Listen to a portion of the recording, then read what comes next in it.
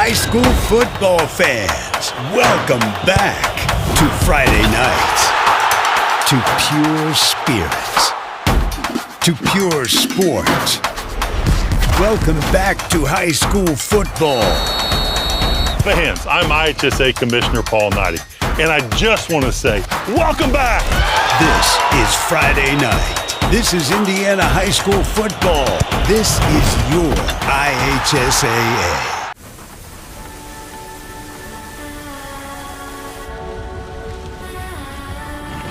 You're good at keeping the car clean.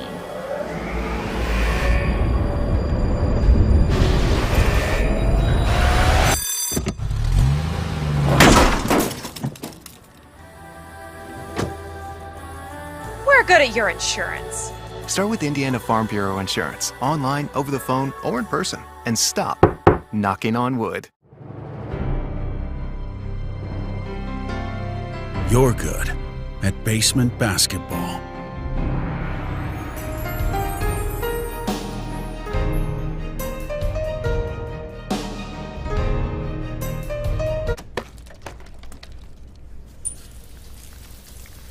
We're good at your insurance. Start with Indiana Farm Bureau Insurance, online, over the phone, or in person, and stop knocking on wood.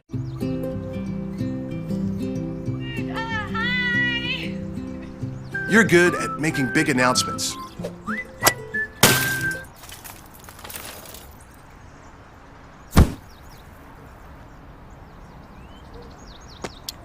having a go! We're good at your insurance. Start with Indiana Farm Bureau Insurance, online, over the phone, or in person, and stop knocking on wood. Hi, I'm Matt Wolford, president of the IHSAA Foundation, and we need your help. We need your help so the youth of our community can develop advanced leadership skills. We need your help giving high school administrators and coaches the instruction and insight they need to be better role models and teachers. To learn more or to make a tax-deductible contribution, go to ihsaafoundation.org. You'll not only be contributing to the foundation of the IHSAA, you'll be contributing to the foundation of our community. Welcome into Charlestown High in southern Indiana for tonight's action here on Blackout.com as they take on the Salem Lions. My name is Jim Tyree. Along with me is Colby Martin. And, by the way, you can say hello to Antoine Wardlow. Sir, Hello. How are you this evening? Doing pretty good. Looking forward to a great night of football. It is absolutely gorgeous here in southern Indiana tonight as we get ready for this matchup, which could really determine the final standings in the Mid-Southern Conference here in southern Indiana, as these two teams are vying for third place. Everybody's chasing Brownstown, but then you have some people who would like to have that home field advantage a little bit later when playoffs start. So let's talk about these two teams tonight, Antoine. First, Salem comes in 4-1, 3-1 in conference play. They're on a 3-game winning streak. But Charlestown, 5-game winning streak after they lost their first 2, and they're 3-2 within conference play. Well, I'll tell you, Jim, both these teams are similar. I mean, they're both playing great football, both in a very tight race to finish first, like you said, chasing Brownstown. So this game tonight is going to be very, very huge. They're both chasing third place. Super excited about what's going to unfold tonight. But for the most part, these two teams like to run the football. Yes. Last year, they fought and fought and fought and still had to play extra free football for the fans as they went to overtime, 35-34, the final score, Salem getting the 1-point victory. I've got a feeling we may see the same type of game here tonight. Totally agree. Again, last meeting, it was a knockdown, drag-out type game. I'm expecting the same thing tonight. The only difference is it's 2021. It's a COVID year, so every game you play this year is super big. It's going to be memorable, so I expect another great memorable game tonight. Clay McClellan, the quarterback for Charlestown, one to watch. He's already gone over 1,000 yards in the 7 games that the Pirates have played this year, 1,144 yards on 62 completions, just a little bit better than 50% through the air, 9 touchdowns, only 3 interceptions. But the Sneaky thing about McClelland is he has 679 yards on 98 rushes and 13 rushing touchdowns. Oh, I love dual backs. It's just, they're fun to watch. You know, when the plays break down, they can make things happen. Very exciting for the fans. Also great for the coaches. You know, when your play breaks down, you've got a guy who can make something happen. What an advantage. Now, the Lions come in with some offense of their own. Caleb Tucker, their quarterback, 22 of 41 for just 473 yards, 6 touchdowns, only 1 interception, but they do not throw it as much as the Charlestown Pirates do. So we'll see how that works tonight. Their running back, Porter Howie, 72 carries, 706 yards, and 9 touchdowns. Should be a lot of fun here tonight. A lot of talent. We are going to take a look at the weather very quickly. It is 73 degrees in Charlestown tonight, and it is sunny and beautiful. The temperature should go down quickly once the sun goes down over the horizon. We're going to take a timeout, come back, get ready for kickoff here in Charlestown on GladeCod.com.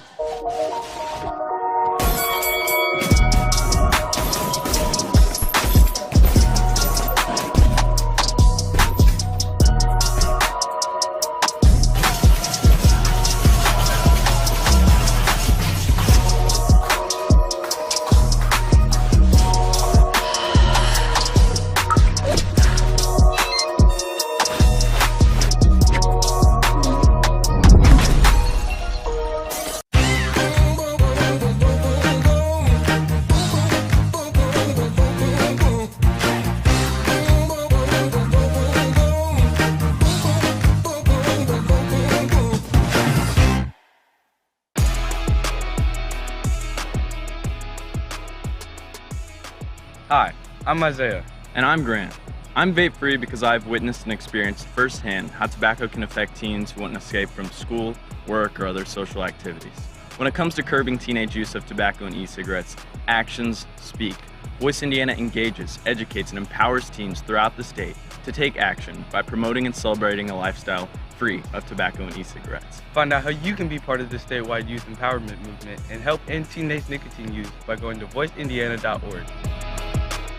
I'm a tailgater tailgating to get to my tailgate. I can't go anywhere. But you're so busy watching me tailgate that you don't see the one in front of you. And your cut rate car insurance, they might not pay for this. So get Allstate and be better protected from mayhem. Like me. Contact Floyd Snobs and Jeffersonville Allstate agent, Hackey Page, today. This edition of Coach's Comments is brought to you by Allstate agent Packy Page, with offices in Floyd Snobs and Jeffersonville. To find out how Allstate can put you in good hands, or for a free quote, call Packy at 812-202-7271.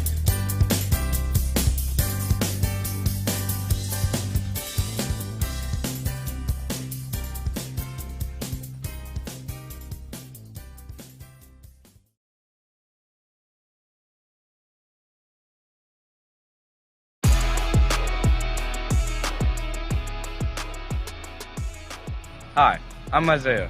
And I'm Grant. I'm vape-free because I've witnessed and experienced firsthand how tobacco can affect teens who want to escape from school, work, or other social activities. When it comes to curbing teenage use of tobacco and e-cigarettes, actions speak. Voice Indiana engages, educates, and empowers teens throughout the state to take action by promoting and celebrating a lifestyle free of tobacco and e-cigarettes. Find out how you can be part of the statewide youth empowerment movement and help end teenage nicotine use by going to voiceindiana.org. The only name you need to know for all your auto repair needs is Voyner's Auto and Truck Repair. Sure, our name might be hard to say, but we can fix everything no one else wants to fix. Big or small, we can do it all. Foreign or domestic, if it needs repair, Voyner's can handle the job. The only thing high-tech about us is what we do, and we're upfront with you and we'll do the job right. One thing we have to sell is our time, and we won't waste yours. Voyner's Auto and Truck Repair. Family owned since 1981. Call us for all of your auto repair needs.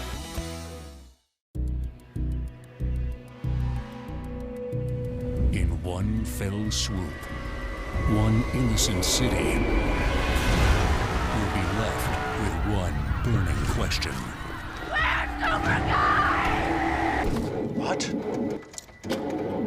No. need to be there, you need an Interstate, the car battery auto techs prefer. Come by Interstate Batteries, 1510 Production Road, Jeffersonville.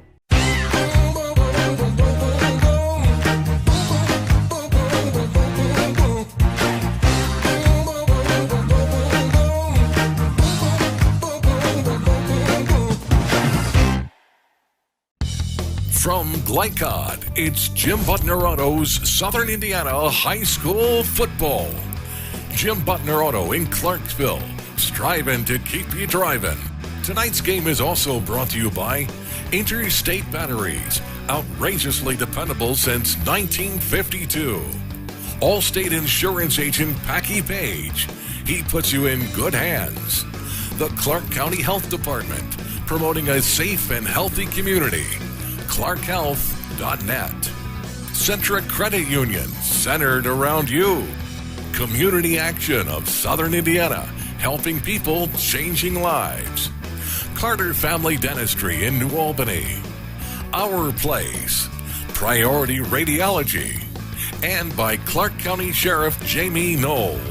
Now to the field for all the action from Glycod on Jim Butner Auto's Southern Indiana High School Football.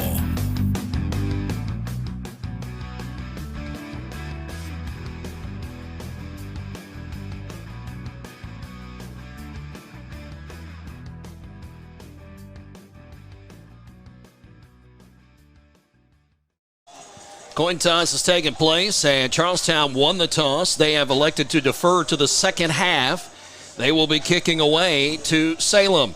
Charlestown tonight dressed in the black uniforms with blue trim, white numerals, white helmets, and the blue trim on the helmets. Meanwhile, you see Salem coming out with their kickoff return team wearing the black pants, white jerseys, black trim, black numerals, a little gold around on the edges, and the black helmets with gold trim as well. Back deep for Salem, standing at their 15-yard line, Danny Bowling, and also back there is Trevon Smedley. Smedley, the leading receiver for this team, and it'll be a bouncing kick taken at the 17 by Bowling, and Bowling will find his way, pick his way up across the 35 to about the 37-yard line. A return of 20 yards by Bowling, and we're underway here in Charlestown tonight. This is definitely going to be a good one tonight, and keep your eye on special teams. I think whoever can win the special team battle, it will give them an advantage to win this game tonight. Talked a little bit about the quarterback for Charlestown, McClellan. McClellan just a sophomore, Tucker just a junior, so these are young quarterbacks, and Tucker is ready to go. Behind him is the running back Porter Howie, leading rusher for this team. Man in motion. They're going to throw a little quick outlet, but then a double pump, and now an incomplete pass. Looked like he may have been hit as he threw the football. Getting up in the middle of that defensive line to cause some problems was Charlestown's Cohen Donaldson. Great penetration by the D-line of Charlestown. If that's a sign of what's going to go tonight, Salem's in trouble. It'll bring up 2nd and 10. Looks like, Antoine, they wanted to go to a little outlet pass very quickly there, but Charlestown shut it down. Absolutely. Coverage. They'll go trips to the right side, nobody to the left. Back in the backfield is Howie.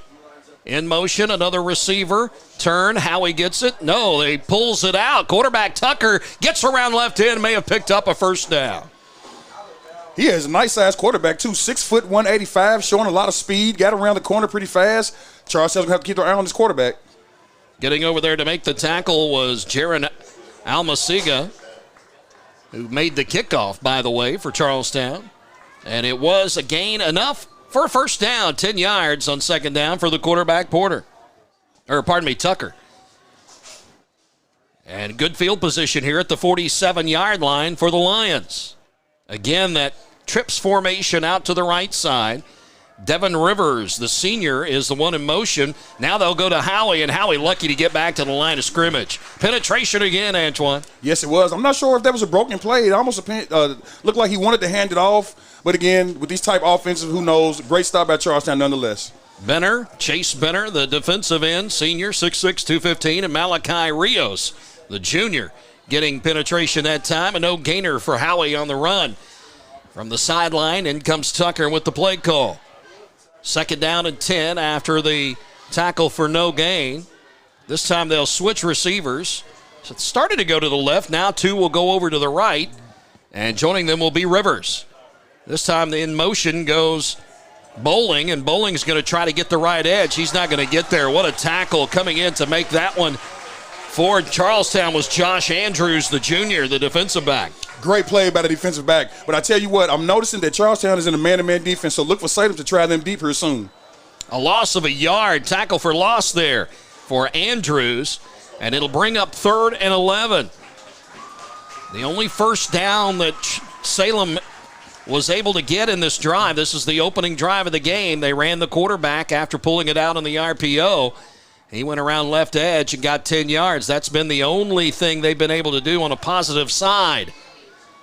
Trips formation to the left this time, and somebody trying to time it. Going to get called for offsides. The defensive back coming up to shoot that was Sean McAfee, actually the linebacker. Mm-hmm. Yeah, and in a game like this, you don't want those little cheap fouls like that, or penalties, excuse me. That's an easy 5 yards that you just gave away. So instead of 3rd and 11, 3rd and 6, and Antoine, that opens the playbook up a little bit. Oh, absolutely. They'll go with that. Trips again to the left side. The guy on the inside is Bowling. Howie in the backfield. They're going to throw. Throwing outside, complete to Bowling, and Bowling out of the inside slot position.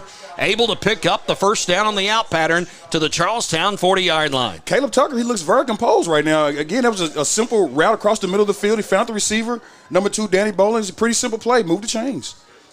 And a gain. When they needed 6, they got 9. So a big-time gain there on the pass. First pass completion of the game for Tucker.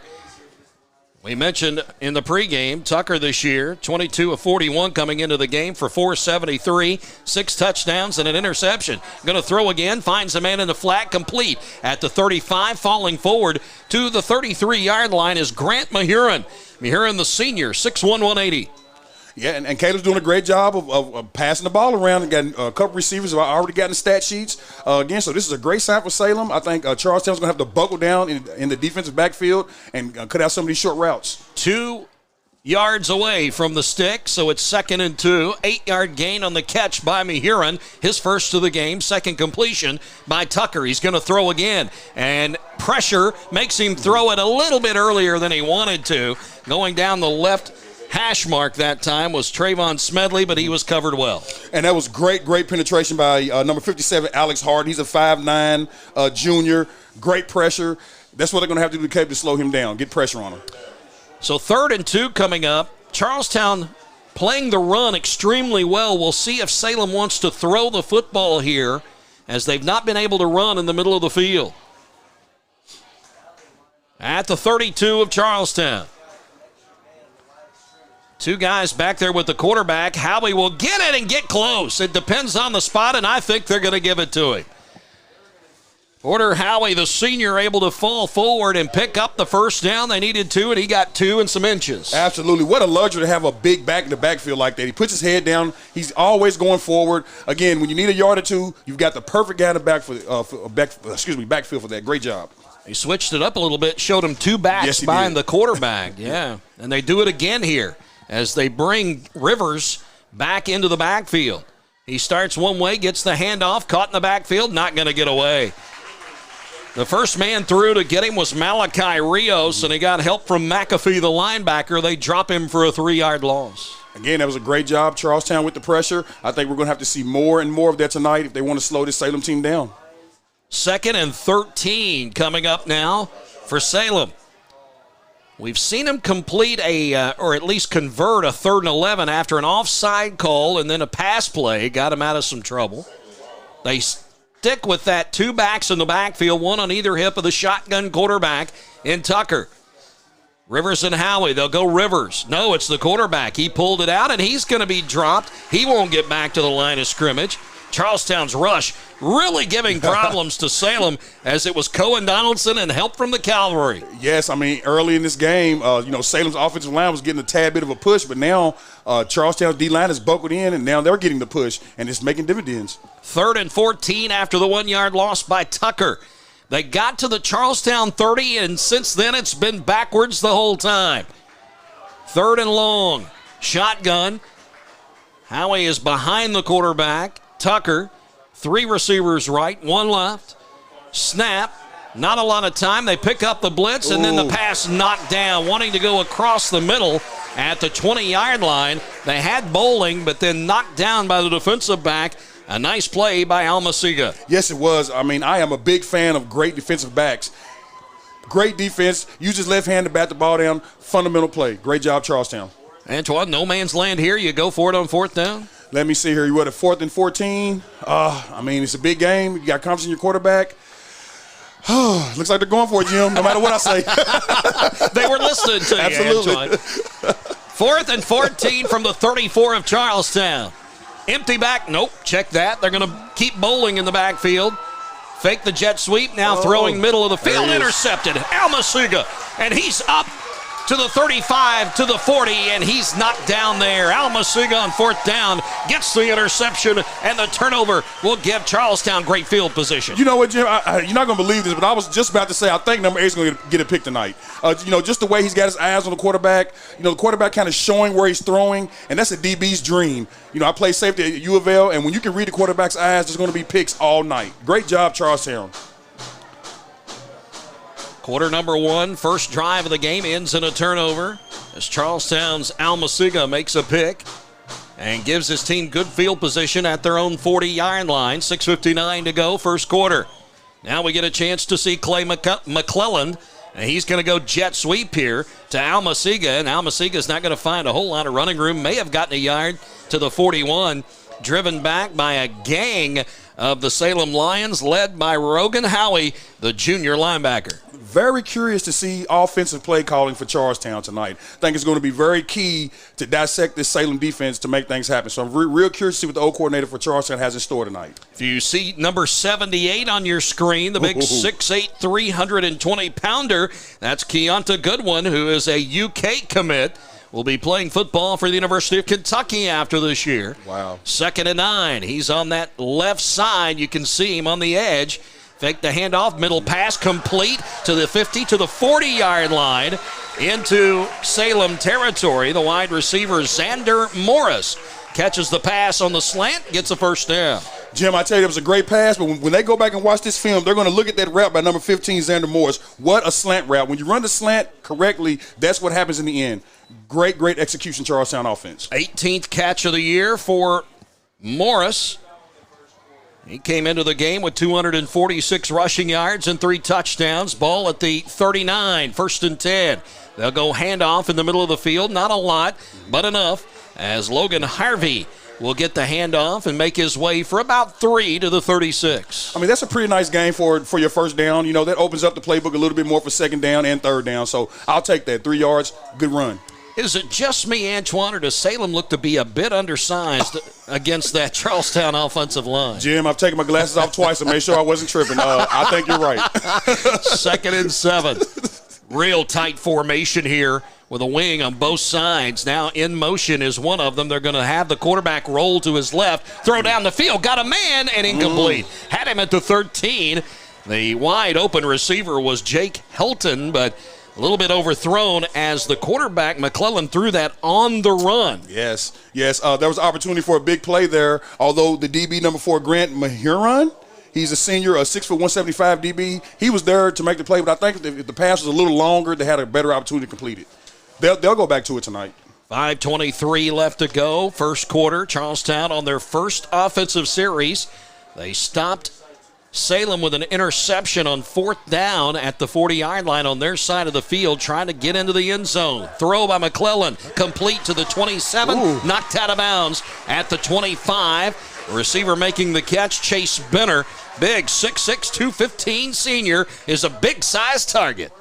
Man, that was a great pass, great pitch and catch. So far, both quarterbacks are looking pretty comfortable. I mean, I'm not surprised, but it's entertaining to watch at this point. Tackle made by Mason Gilstrap, the senior defensive back, but not before a first down is achieved. That is the second first down of this drive for Charlestown, and they now have it at the 26-yard line of Salem. Knocking on the door of the red zone, left hash mark on the near side. In motion is the receiver, Almasiga. They'll go up the middle, running room. It's McClellan keeping it, bounces off 3 tackles, tries to get out of the foot tackle of one linebacker, Justin Stevenson, the junior, but he held on for dear life and got him down. But it's 1st and goal at the 9-yard line after the 17-yard quarterback scamper. Man, I mean, what a run. Again, I mean, the beginning of this game is starting off high energy, high paced. You can tell that these young men want this game very, very bad. Very entertaining. Great game so far. Great size on that offensive line is really opening up some running lanes, something Salem was not able to do on their first offensive series. Shotgun here from McClellan. 1 in the backfield on his left hip. 3 receivers bunched tightly left side. He's going to try to run it himself. Quarterback sneak won't get much. He might have gotten to the 7, and that is all. A couple of yards on the pickup. Yeah, I mean, number 18, he's getting a lot of work so far. Again, being a leader of his team. He's a lefty, so that's kind of tough. So I expect play action here in a minute. I think you're right, Antoine. They're setting something up here. 2nd and goal from the 7-yard line. 3:57 and counting left to go first quarter. Jim Tyree, Antoine Wardlow, as well as Colby Martin here at Charlestown High for this game. McClellan looks over the defense, switches the running back to his right hip, and Almasiga. They're going to go jet sweep here, and it's knocked down. Giving the ball to Xander Morris, and Morris was met by the linebacker for Salem in Danny Bowling, and Bowling just upended Morris. Yes, that was a wonderful defensive play by number 2, Danny Bowling. Stopped a big gain, fundamental tackle. It gets no better than that, Jim. Morris comes off limping on the field. So a player coming in, Cole Tincher, will take his spot and bring the play into McClellan. 3rd and 7. Boy, if they can force Charlestown to a field goal try here, they can count it as a win. Tight formation. And now a whistle, and I think there's a timeout. Charlestown may have called this because they weren't happy with the matchups there. So 3:01 to go in the first, no score, but Charlestown on their first drive about to. Back in a moment on Glidecod.com. This second shift. This old pair of pants. This staycation. This brown bag lunch. At American Family Insurance, we understand what it takes to make your new kitchen, that new car, or your new house a reality. It's the same as it takes to protect it. To protect your new life, your future, your dreams. Yes, I'm a dreamer. This portion of tonight's game on Glycod is brought to you by W.M. Kelly in New Albany. Find out about a rewarding career by emailing info@wmkelly.com. Big play coming up for Charlestown as they have 3:01 to go here in the first quarter. They have 3rd and goal at the 7 of Salem, trying to put the first score on the board in this one. Salem, on their first drive, got it to the Charlestown 30, and then they were picked off on 4th down. So we'll see if the Pirates can put something up here at the end of this drive. And, Jim, I really think this is 4-down territory when you have a mobile quarterback of this nature. I mean, he's very athletic, so I'm thinking 4-down territory. You have a receiver in Benner off to the right, 3 receivers to the left. Ball on the far hash.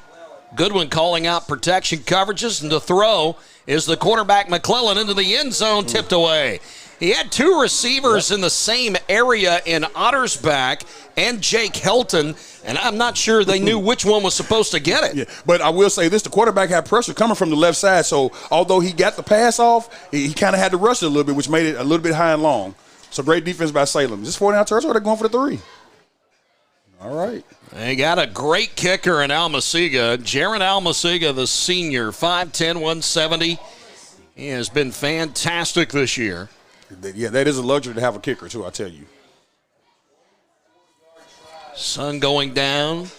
Great sunset. Here's the kick. It's up, and it is good. Almasiga will kick one from 24 yards and give the first lead of the game to Charlestown with 2:55 to go in the first. We'll return in just a moment on Glidecod.com. What makes a credit union different or better? As a full-service credit union for the communities we serve, Centra offers competitive rates, online convenience, and a solid network of branches and ATMs. But we think we offer something more. They looked at me as a person, not a number. I would say it's always been a good, personable experience, whether it's over the phone or actually at a Centra location. And we don't just listen to our members. We deliver new services, better rates, and lower fees. Visit Centra.org to learn more. You're watching Southern Indiana High School football from Glycod.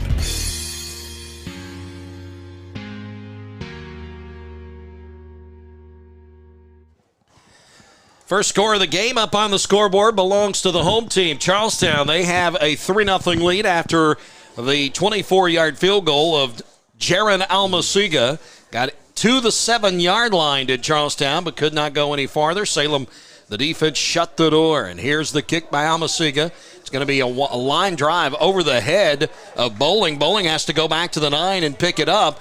Then gets through the initial line, and he's got room. 40, one man to beat. Midfield can't do it. Almasiga himself? No, check that. Yes, it was Almasiga, the kicker, that made the tackle. Bowling stutter-stepped at about the 10 and made his way through the first wave and was gone, Antoine. I'm telling you, Almasiga, he's making a statement today. I mean, he's saving touchdowns, kicking field goals, playing both sides of the ball. I mean, great job. It's a 45-yard return for Bowling. Touchdown saving. Fantastic run back, and Salem in business on the Charlestown side of the 50-yard line at the 46. Two backs in the backfield, one on each hip of Tucker. Tucker will get the snap, give it to Howie. Howie caught early. May have gotten back to the line of scrimmage, may have gotten a half yard, and that is all. I'm telling you something. Cohen Donaldson is a beast in the middle of that defensive line. Yes, he is. Fun to watch. Again, if you're watching this game at home, you have to keep your eye on this O-line versus D-line matchup, and also linebackers battling down there. Very entertaining. Donaldson, just a sophomore, 5'10", 265, and he is controlling things over the football right now. Just a yard pickup for Howie. The fullback and the senior for Salem. 2nd and 9 now from the 45 of Charleston. Same setup. Two backs are going to throw a quick out pattern to Bowling, complete at the 42. He went backwards and lost a yard to the 43, but Bowling, the most consistent receiver so far for the Lions. Yeah, and that's another just simple pitch and catch, gain a few yards. But I think early in this game, this is a big third down. I mean, Charlestown's perhaps shown a little momentum. If they're able to get a stop here, then they've got an opportunity to go down and score again. So this is a big third down. You only get 2 yards on the catch by Bowling, so 3rd and 7. Wow.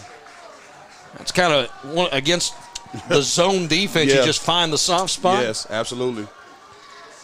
Here's the throw, the snap to Tucker, and he's going to give a little misdirection. Hand off to Bowling, who's going to get the first down and more up to the 30-yard line. Give him the 29. Great misdirection play by Salem. And, I'm sitting here waiting to see, which offensive coordinator is going to pull something out of their hat first. And it seemed like Salem kind of, jumped on first. I just think we're going to see a lot more of that tonight. Great play call.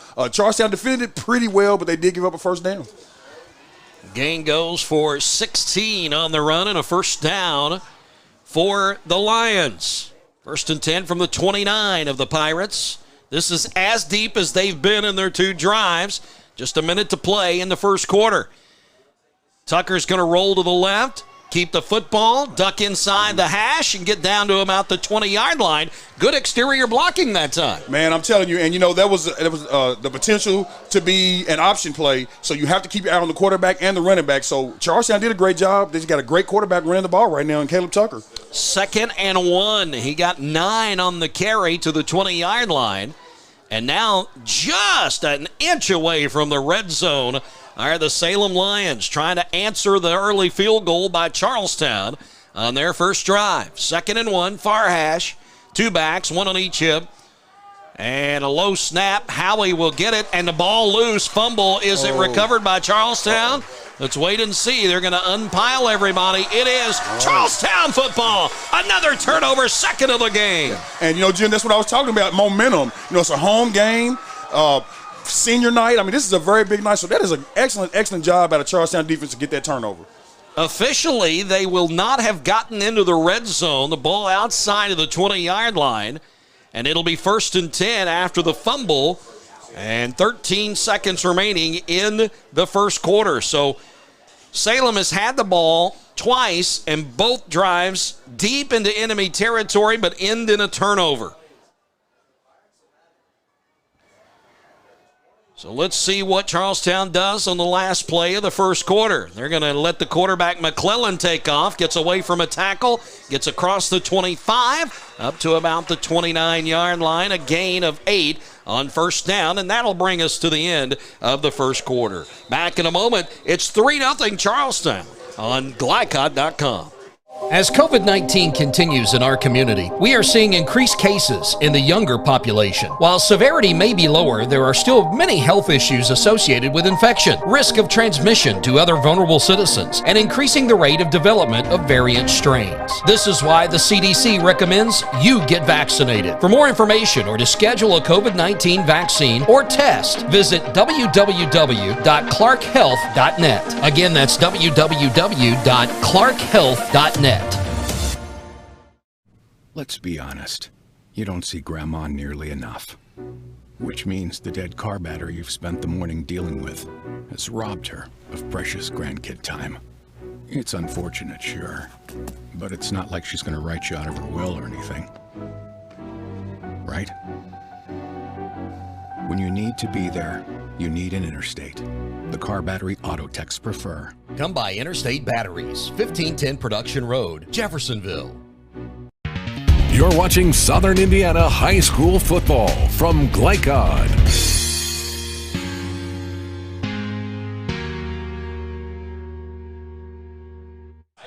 Jim Tyree, Antoine Wardlow, Colby Martin with you. Charlestown High, Southern Indiana. Second quarter getting ready to begin. It's a 3-0 game. Charlestown, an early 24-yard field goal from the senior Jared Almasiga. That's the only score.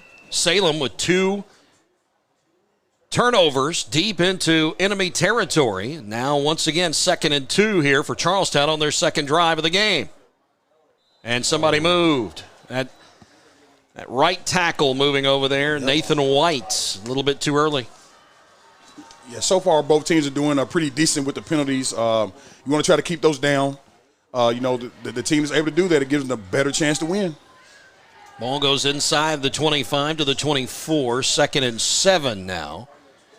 That changes things on second down. It does. When you had 2nd and 2, you pretty much could do anything you wanted to. Yeah, so it definitely changes the playbook. I'm sure they're going to run a different play now. And to show that, they bring in a different wide receiver. Jake Ottersback comes in with the play. They spread it out. 5 wide. One man in motion is Almasiga. It'll be McClellan trying to run in the middle of the field. He'll get back the penalty yards and may have gotten a first down up to the 31. That's a good, strong run, too. I've seen guys falling back on the Salem defense. I mean, the quarterback putting his head down, running people over. Special talent. Both of these teams won big last week. It was Corydon last week that took the beating from Charlestown 47-0. Eastern got beat by Salem 43-0. So shutouts for both of these two teams last week. It is a first down, gain of 7 on the run by McClellan. 1st and 10 from the 31 on their own side. 2 wideouts either side, far hash mark. You got one back in the backfield. Throw it. It's a completed pass, and away is Ottersback. He got away from the tackle at the point of contact of making the catch. A 10-yard catch and a 10-yard run at the end of it gives him 20 all the way up to midfield. I'm telling you, McClellan, he has a lot of options. I mean, number 84, Ottersback, I mean, 6'3", 175, only a sophomore. I mean, what a luxury to have with that size out there at this young of an age. He's going to have a bright future. And then you got Benner out there, too, who's 6'6", 215. Amazing. So they've got some big receivers, and the defensive backs for Salem at a distinct height disadvantage in this one. McClellan goes to the shotgun. Ball at midfield after the 19-yard gain to the pass to Ottersback. McClellan's going to take off. Gets around the left side. Going to be knocked out of bounds as he got to the Salem 45-yard line. You know, Jim, it's amazing how similar these teams are. I mean, you know, they're both on a roll this season, both fighting for third place at this point. Both have great running quarterbacks. I mean, wow, this is going to be a great finish tonight. 4-yard gain. They say that McClellan stepped out at the 46, so just 4, 2nd and 6. Under 11 minutes to play here before halftime. 3-0 Charlestown. Trying to add to it after Salem fumbled at the Charlestown 20-yard line. Wing H position over here on the right side. A back in the backfield.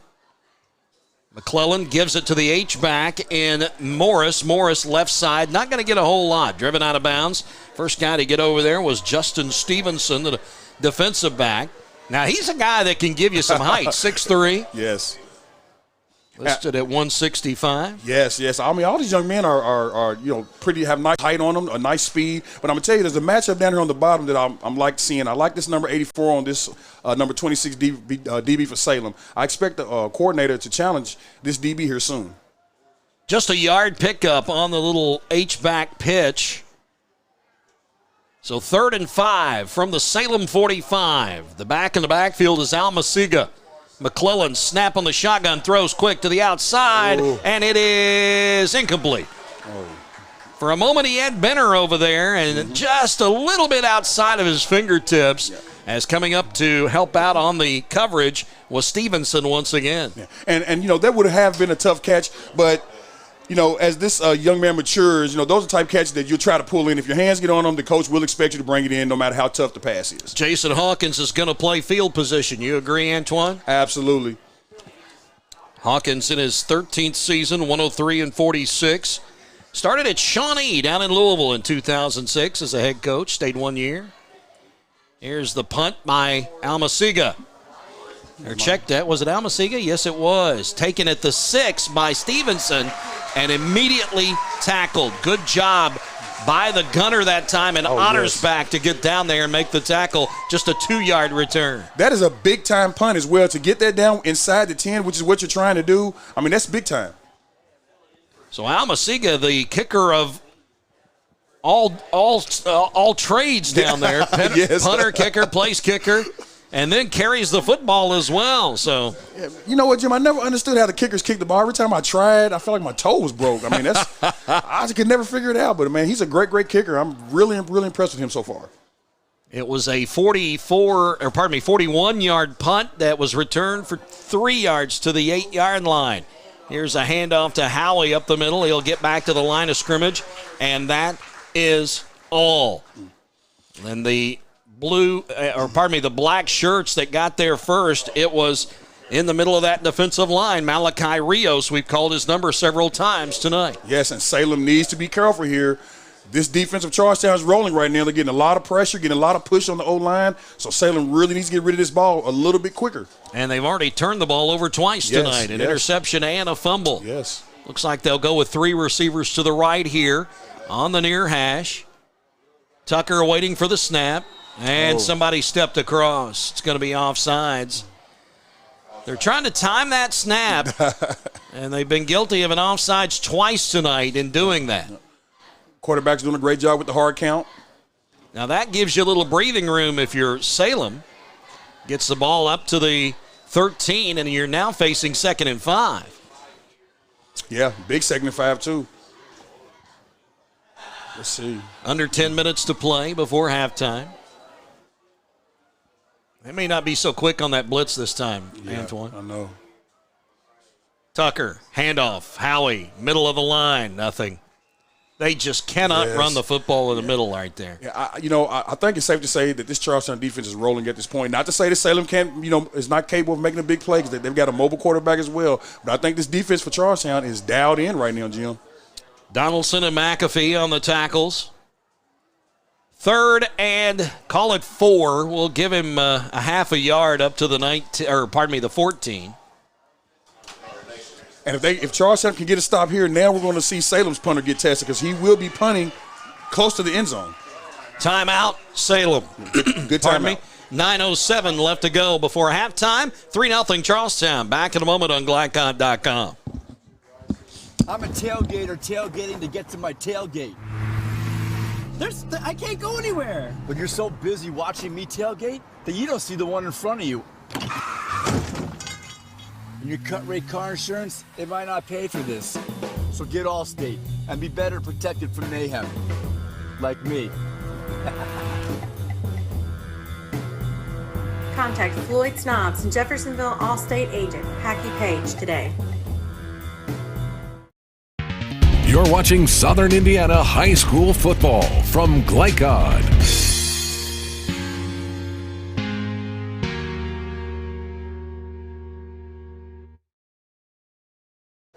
Welcome back to Glycod.com's coverage of Southern Indiana High School football. 3-0 Charlestown over Salem, 9:07 to play in second quarter. Salem facing a very important third and a long 4 at their own 14-yard line coming up. Charlestown's defense has been very stingy. Yeah, this is going to be an interesting offensive play call for Coach Blair Thompson and his staff. I'm real curious to see what he's going to run here. This is a tough call. Looks like they're going to bring in Howie in the backfield. One of 2 backs back there. Bowling is also back there, one on either hip. Here's Tucker, snap, looks to throw. Got time, throws, middle of the field, tipped. It was tipped at the line of scrimmage, intended for Grant Mahurin. In the middle of the field would have been a first down, but the incompletion brings up 4th, and now Salem has to punt. Now this is going to be a concerning situation for Salem. This is where Charlestown goes for this block. You try to really put the pressure on this punter without getting a penalty. Looks like that they have brought in their punter, has Salem, Hayden Bauman. Yes. Bauman, a junior, 6'1", 160, defensive back. Foot in the end zone. In the blue of the Pirates. High snap, pulls it down, kicks it away. It's high. A lot of hang time taken at the 45. Fair catch called for at the 45-yard line. The punt will go for 31 yards. And a fair catch by Terrence Bonner. So Charlestown gets it back with great field position, and they're winning that battle right now. Absolutely. And, that wasn't the furthest kick, but that was a good safe kick. He got it out of the end zone without any trouble, and a fair catch. The returner had no time to return it, so it had a lot of height on it. Pretty good job for Salem. They give the fair catch to the 44, so the punt only 30 yards. But a fair catch called for. The hang time allowed the coverage unit to get down the field. Here's McClellan giving on the handoff to Almasiga, middle of the field, and he's gone. He'll make it to the end zone. Touchdown, Charlestown. What a run by Almasiga. Jim, that was beautiful. And is this the Almasiga show? I mean, wow, this young man is doing everything. And I'm telling you, that play right there was big time. Not only did he find the hole and hit it, but to take it to the house in a game like this, I mean, what else could you ask for? Again, Charlestown rolling at this point. Coach Hawkins should be very, very pleased with the effort of his team. He gets the run and then gets to kick the extra point. Wow. How about that? A 44-yard touchdown run by Almasiga.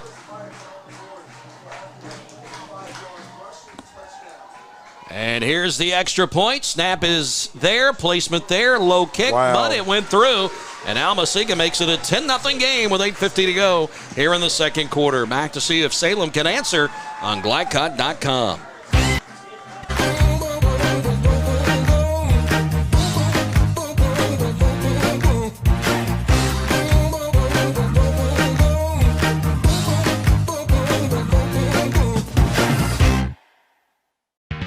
You're watching Southern Indiana High School football from Glycod.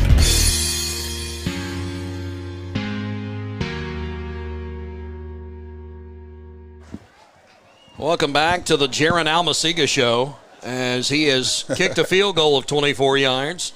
He just had a 44-yard touchdown run. He kicked the extra point. He went over to the concession stand and sold some popcorn. Oh, man. And later after the game, he'll be signing autographs. 10-0 Charlestown over Salem in this Mid-Southern Conference matchup here tonight. Well, I tell you what, Jim, if he keeps doing this, I'll be in line for an autograph too, because you will see this young man playing for someone else. And he's going to put it on the tee and kick it away. Absolutely. Never seen this. I can't recall seeing this. This is very impressive. What an athlete. Absolutely. And it's teed up. Salem will get it. Kick, low line drive, takes the return man Smedley all the way back to the 4. He's now on his horse trying to find a running lane and to the 20, and that's it. That is the second time you'd think you'd learn, but that's the second time it's gone over the return man's head. And Jim, not only is he kicking, but it's the quality of the kicks. Yeah. Again, that's a line drive, but it gives your team a chance to get down and cover that kick. I mean, I'm just impressed with his, he's just got a lot of confidence out there for a kicker, man. What a weapon Jason Hawkins has in Alma-Siga. Yes. And what a problem for Blair Thompson, the head coach of the Salem Lions, 11-4 in his second season as a head coach. So he's had success, but not finding it here tonight, as a 16-yard return on the kickoff gives them the ball at their own 20-yard line. 1st and 10, Salem having trouble with ball security, an interception and a fumble tonight. And they had to punt on their third drive. Here's Tucker. Got to the line of scrimmage, and that is all. Met in the middle of the line. That linebacker, Sean McAfee, has just been exceptional at plugging holes tonight. Yeah. And, I know Caleb Tucker's a great runner. He's proven it the whole season. But I just really think, you have to get back into this game, so you're going to have to open the playbook up a little bit more. I think they're focused on him now. Someone else is going to have to make a play for Salem. 2nd and 10 after the no gainer by Tucker. He's got 2 backs in the backfield with him. One of them's Mahurin. The other one is Howie. Snap, going to throw. Got time, going to throw long down the field, and incomplete at the 44-yard line, intended for Trayvon Smedley. But good coverage by the defensive back, Aiden McIntosh, the senior. Yes, it was. But, there was also another lesson there for you young players. Number 22, who the receiver, once he realized that he wasn't able to make the catch, he became a defender and made sure that the defender was not able to make a catch. So he had to become the defender along with being the receiver as well, if that makes sense, Jim. Oh, absolutely. You and I are on the same page. Okay. I just got out of the way for you to talk about it. I know you saw it as well. Absolutely. 8 minutes to go now, even in the big 3rd and 10 coming up here for Salem. This game could get out of hand very quickly. Shotgun. Howie behind him. Low snap. Takes it. Throws. Outside. Complete at the 22. Gets to the 25, and that is all. Stevenson able to make the catch, but right with him the entire time was Cole Tincher, the junior defensive back. Yeah, I just see the defense licking their chops right now. I just think they're confident. I think the defense coordinator has found a groove. They're sticking with it. So if Salem doesn't change it up, they're in for a long night. 5-yard gain on the pass means Salem has to punt the football away. So once again, we see their punter come into the game in Hayden Bauman. Bauman kicks it away. Nice high hang time again, and it takes a Salem bounce at the 44. Goes all the way down to the 30-yard line. What a great punt by Bauman. Goodness gracious. Yes, it was. Both kickers are doing a great job tonight. I mean, I'll tell you, for me, this is the first game that I've seen this season where both teams have pretty good kickers. Very important. He got the bounce, so that makes it a longer punt, but you can't say anything bad about a 45-yard punt. No, and that stat sheet is going to say 45 yards. Goodness gracious. So 1st and 10 from the 30-yard line. Charlestown on their own side of the field will take over again, leading 10-0 with 7:11 to go in the first half. McClellan goes to the shotgun. Going to run it left side. Got some room and then stretched out to the 35-yard line, gain of 5 yards. Tackle made by Howie, the running back, who also plays middle linebacker. I absolutely believe Salem has to get a stop on this series somehow. I even think 3 points will make it dangerous. So I think they need to get dialed in. And they are a tad bit undersized. Charlestown does have a height advantage, size advantage, period. You can just feel Charlestown about ready to break a run at any time here. 2 wideouts to the right, 1 to the left. Alma-Siga in the backfield. He's going to fake it to Alma-Siga. Now throw, middle of the field, wide open is Morris, and Morris will get down across the 45 into Salem territory at the 41-yard line. Goodness, nobody marked him. Yeah, I mean, he was wide open. Again, it almost looked like a broken play that the quarterback was able to make something happen. But again, receiver wide open in the middle of the field, defensive breakdown. 24 yards on the pass play to Morris.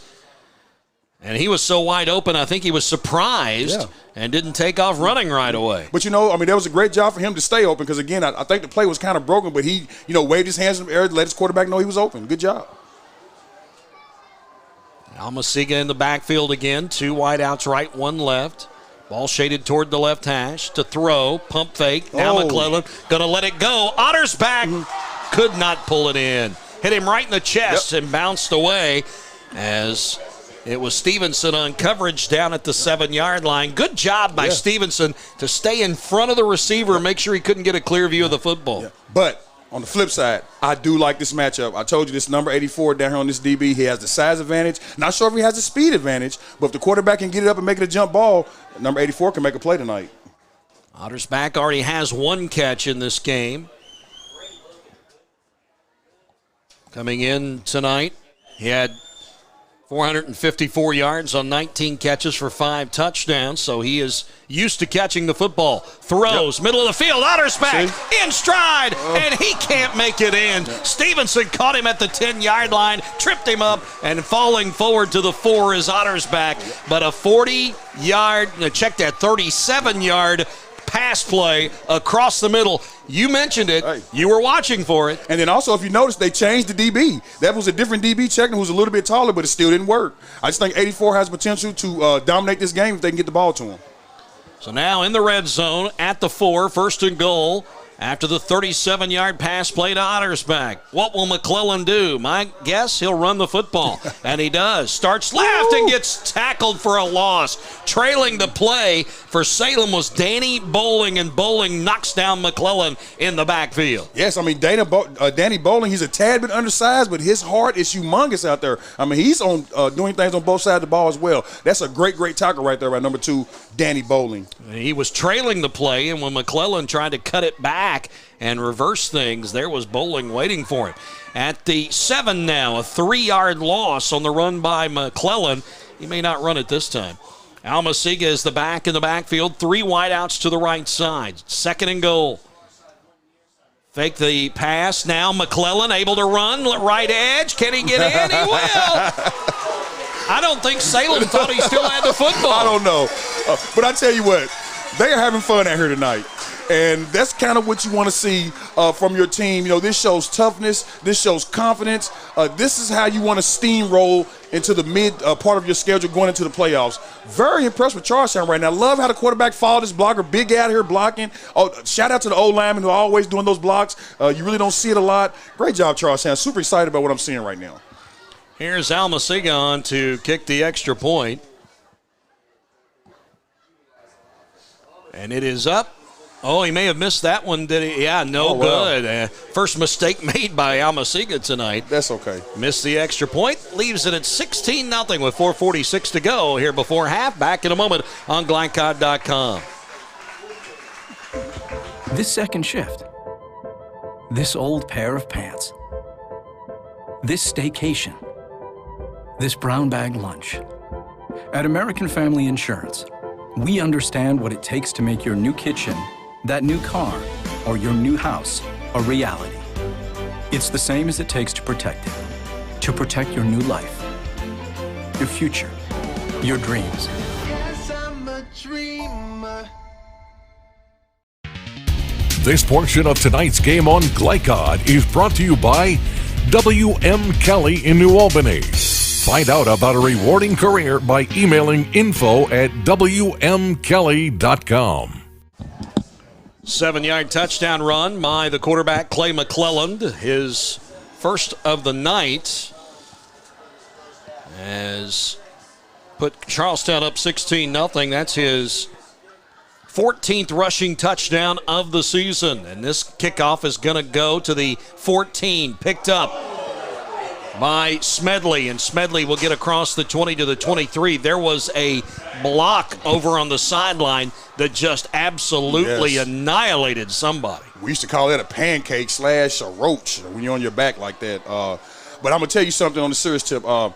Salem, it appears Charlestown's dominated this game, but when you look at the scoreboard, they're only down 2 touchdowns and two two-point conversions. So they're still in this game. As much as it feels like Charlestown's dominating, on the scoreboard, man, this game's not over. 16-0 now after the extra point went wide left. 1st and 10 from their own 24. A 10-yard return for Smedley. Handoff, left side, getting through the initial line and then hit by the linebacker. Or check that, coming back to the play was Donaldson to make the tackle, but a good gain of 4 yards on first down by Devin Rivers. Yeah, I mean, they just have to draw up a few good plays to get down here and get some points on this board before they go into halftime. I think it's very important to put something on the board before halftime if you're Salem. 2nd and 7. No check, make it 6. They've got to get to the 34. They're at the 28. Near hash. Snap, Tucker, high, pulls it down. Looking to option. We'll give it to Howie. Edge to the 20 or 30 and then to the 34-yard line. Close to a first down. Spot will decide everything.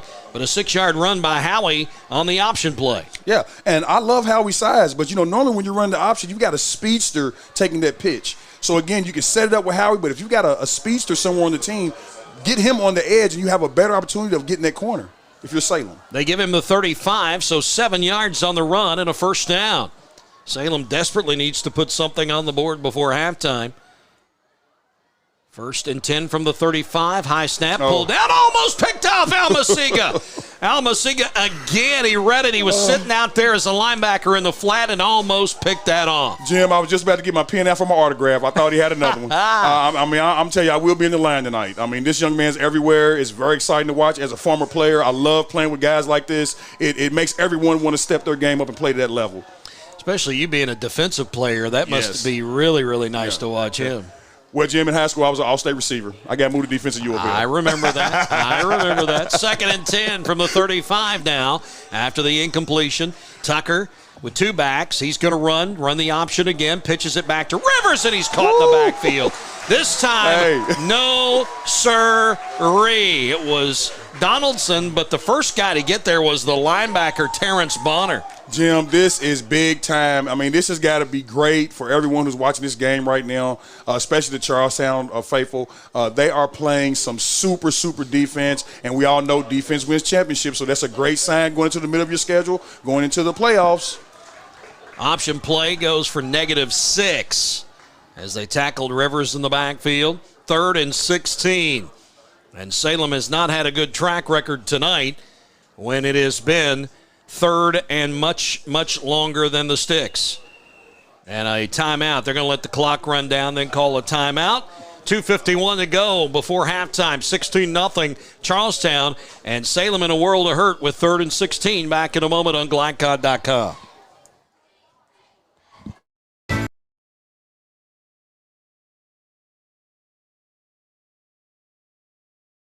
A proud supporter of the Providence Pioneers and Southern Indiana High School athletics, Mack Construction is a second-generation company that provides quality workmanship in heavy civil construction, asphalt, and streetscape while maintaining focus on worksite safety and productivity. Put Mack Construction's nearly 40 years of award-winning service to work for your project. For more information, visit mackconstruction.com. Mack Construction. Experience. Reputation. Solutions. You're watching Southern Indiana High School football from GlideCod.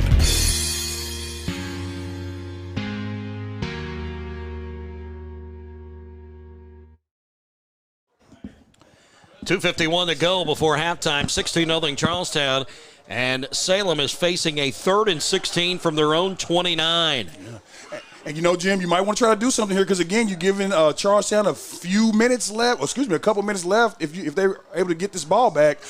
Dangerous. And they get it at halftime after the halftime. Dangerous situation. They deferred to the second half. So wow.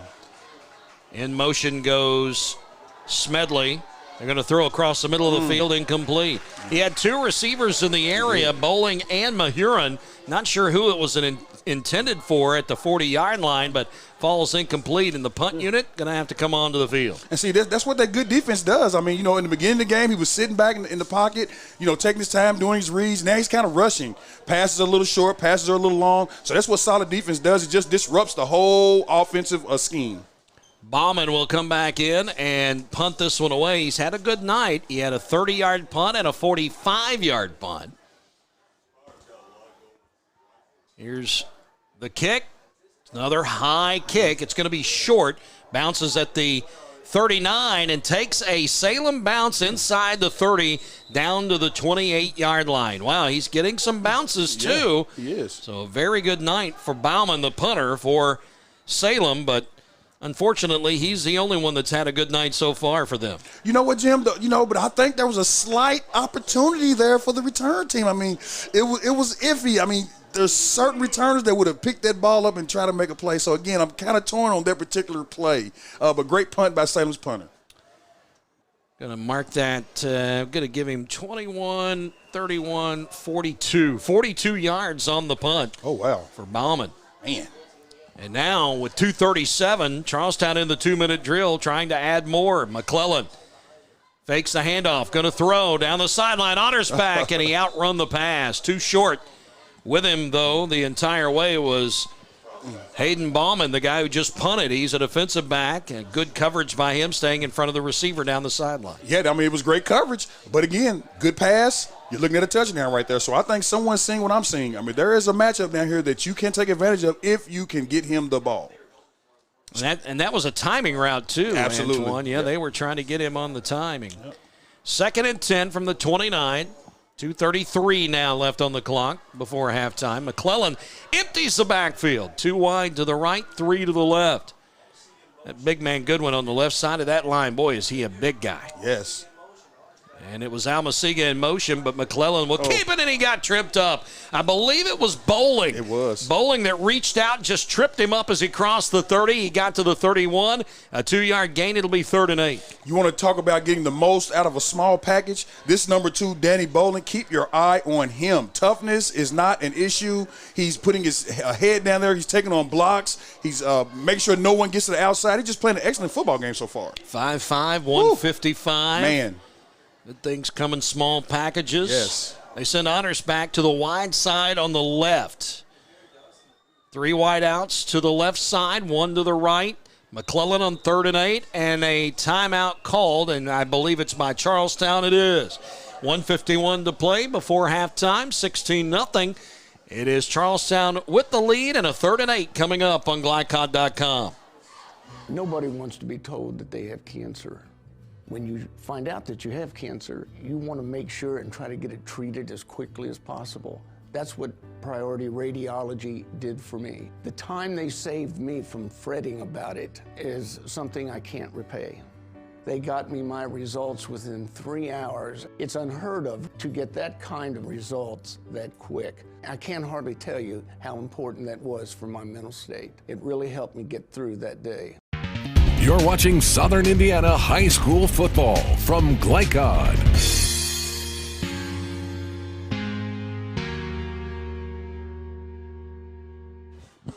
Charlestown coming out of that timeout. They were set and ready to go. They only needed about 20 seconds with their coach. 1:51 to play. 3rd and 8 coming up at their own 31-yard line. McClellan has Almasiga in the backfield with him. 2 wideouts either side. They changed it up a little bit from what it was before they called the timeout. Quarterback sneak, middle of the field. He got hit, then driven back. First guy that knifed in to hold on to the ankle was Caden Colon, the senior middle linebacker. But then he got help from teammates, and they drive McClellan back to the 29, a loss of 2. And, that was a pretty safe call. I'm sure that, Charlestown just doesn't want to make a big mistake here, down in their own territory. So I just feel like it was a pretty safe call. You're going to punt and just live another day.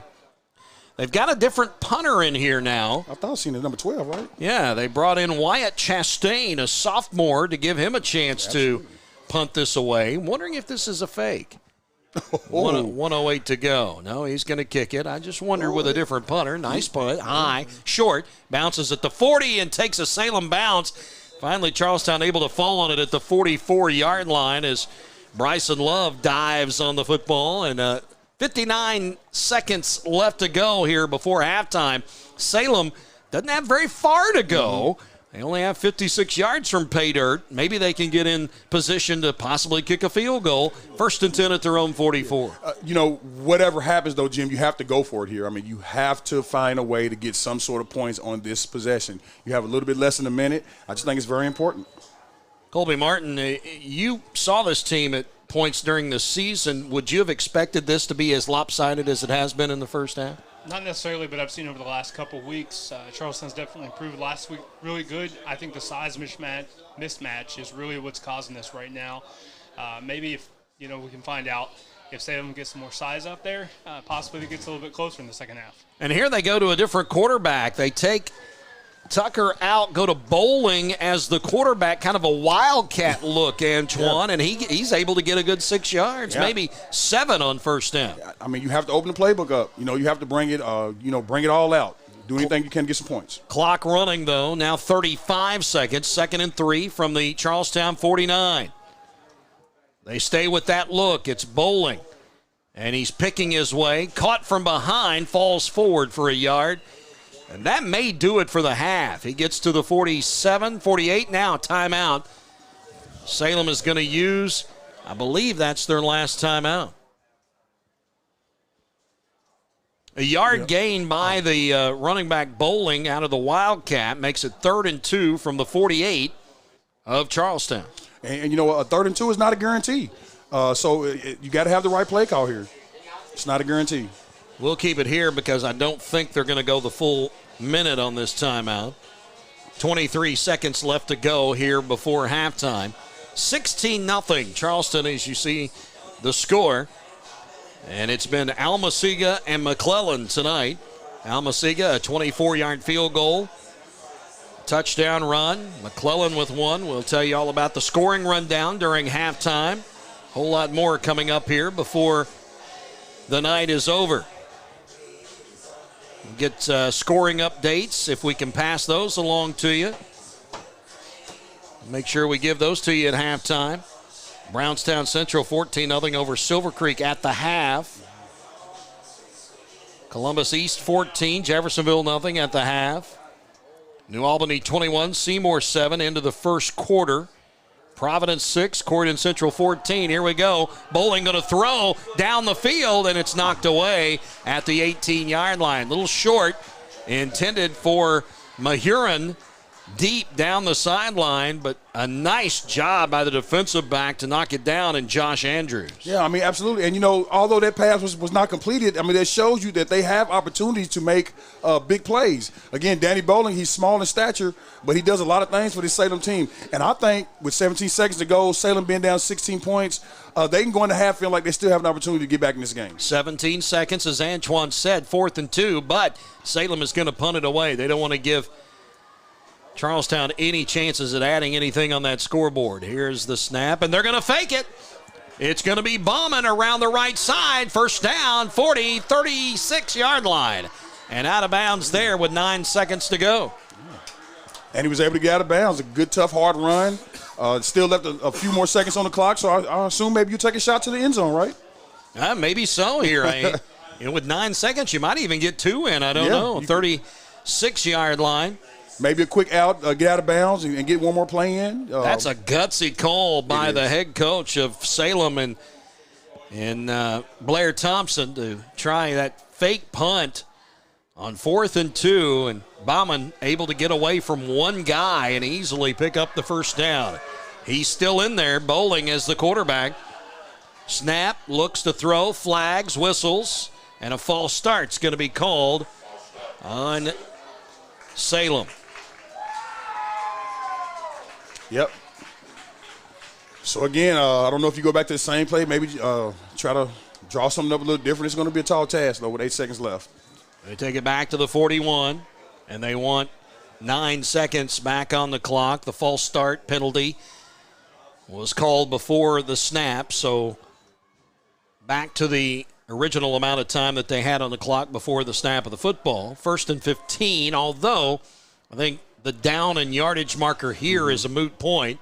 Yeah. With 9 seconds to go. 16-0 Charlestown. Salem holding on to a faint glimmer of hope that they can put something on the board before the halftime break. Charlestown will get it out of the halftime timeout. And another false start coming up. The receivers on the left side over here were not set. Wow. That is exactly what was called. You had Mahurin, you had Gilstrap over there, and you also had Braden Cummings. They were not sure of where the line of scrimmage needed to be and never did get set. And would it been a change in quarterbacks? Maybe they could have something to do with it. Maybe they're not sure of Danny Bowling's flow right now. Again, it's numerous things that could play a role in that, so they're going to have to fix it. First and 10, or pardon me, first and 20 from the 46. Again, moot point. Now you're farther away. Maybe something to get half of it and hope that there's a second left on the clock. Trips to the left side. To throw Bowling, going to throw, left sideline, looking. It is knocked down at the 20-yard line. Intended for Cummings, knocked down again by Aiden McIntosh, the senior. Still have time left. I'm telling you, they're doing a great job with the clock, just penalties. So, again, just one more shot to the end zone. Maybe something into the middle of the field here. Yeah. You just don't want to throw an interception because Charlestown has shown that they're capable of taking it back to the house if they get a pick. So, whatever you do, speed, no right. interceptions. Yep. Second and 20, doesn't make any difference. 4 seconds left. Last play, very probably, of the first half, and Bowling's just going to keep it. Now he's reversing direction, and he's tackled from behind right at the line of scrimmage. That will end the first half. Tackle made by Alex Harden, the leading tackler on this Charlestown team coming into tonight's action. He'll add another one. He had 69 tackles coming into this game on the season. Halftime has arrived. Charlestown, the faithful, rising for a standing ovation for their football players as they lead 16-0 at halftime over Salem. Our halftime coverage will begin in just a moment. Make sure you come back with us here on Glycon.com. Dubuque County Fair is about to get its face melted! Yeah! 1 second. I guess their faces are safe. Shut up, Jeff. Yeah, Jeff, shut up. Shut up, Jeff. I don't need your help. Just like what happened in Pittsburgh. Never mention Pittsburgh! When you need to be there, you need an Interstate, the car battery auto techs prefer. Come by Interstate Batteries, 1510 Production Road, Jeffersonville. Dr. Carter's office, Annette speaking. How may I help you? From your very first call, the warm personal care from Dr. Todd Carter and his friendly staff at Carter Family Dentistry will put you at ease. Dr. Carter can take care of you and your family's dental needs, from gentle cleaning to complex procedures. Visit drtoddcarter.com to learn why generations put their trust in Dr. Carter for their dental health. Or to schedule an appointment, call Annette or Joyce at 812-944-5155. Located at 809 Mount Tabor Road in New Albany.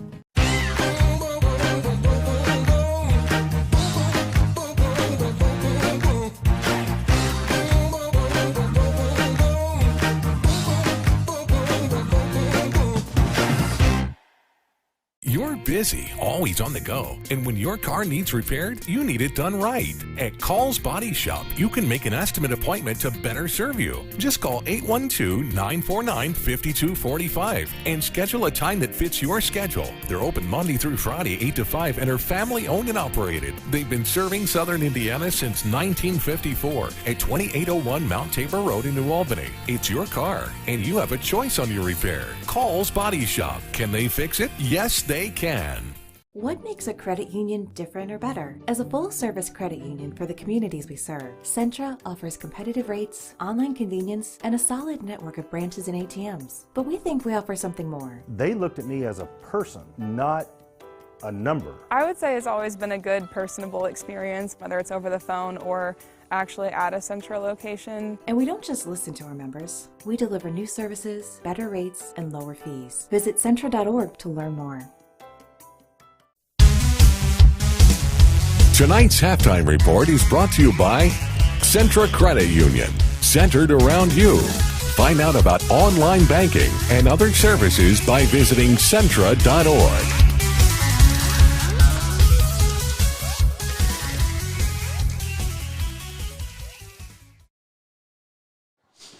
Southern Indiana high school football halftime, 16-0 Charlestown over Salem in a Mid-Southern Conference battle here. My name is Jim Towery, along with the former Louisville Cardinal himself, Antoine Wardlow with me.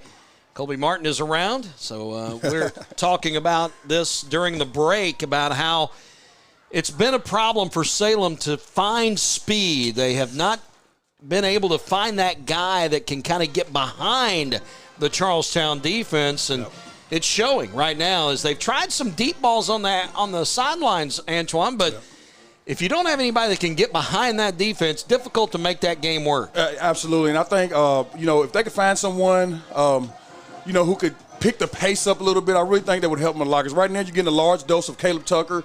I really think Charlestown is dialed in on him. So I don't see him being able to do much in the running game moving forward. He's got a little bit of speed. So, again, Salem's going to have to find someone else to help on the offense side of the ball if they want to get back into this game. Tucker was the starting quarterback. We saw them go very late in the second quarter to the Wildcat with Danny Bowling, but Bowling's 5'5", can't really throw out of that offense very, at least not in a competent way. Absolutely, and I'm a huge fan of Danny Bowling's heart. But again, in a game like this where you got Charlestown with a big defense, the D linemen are huge, fast, your linebackers are fast.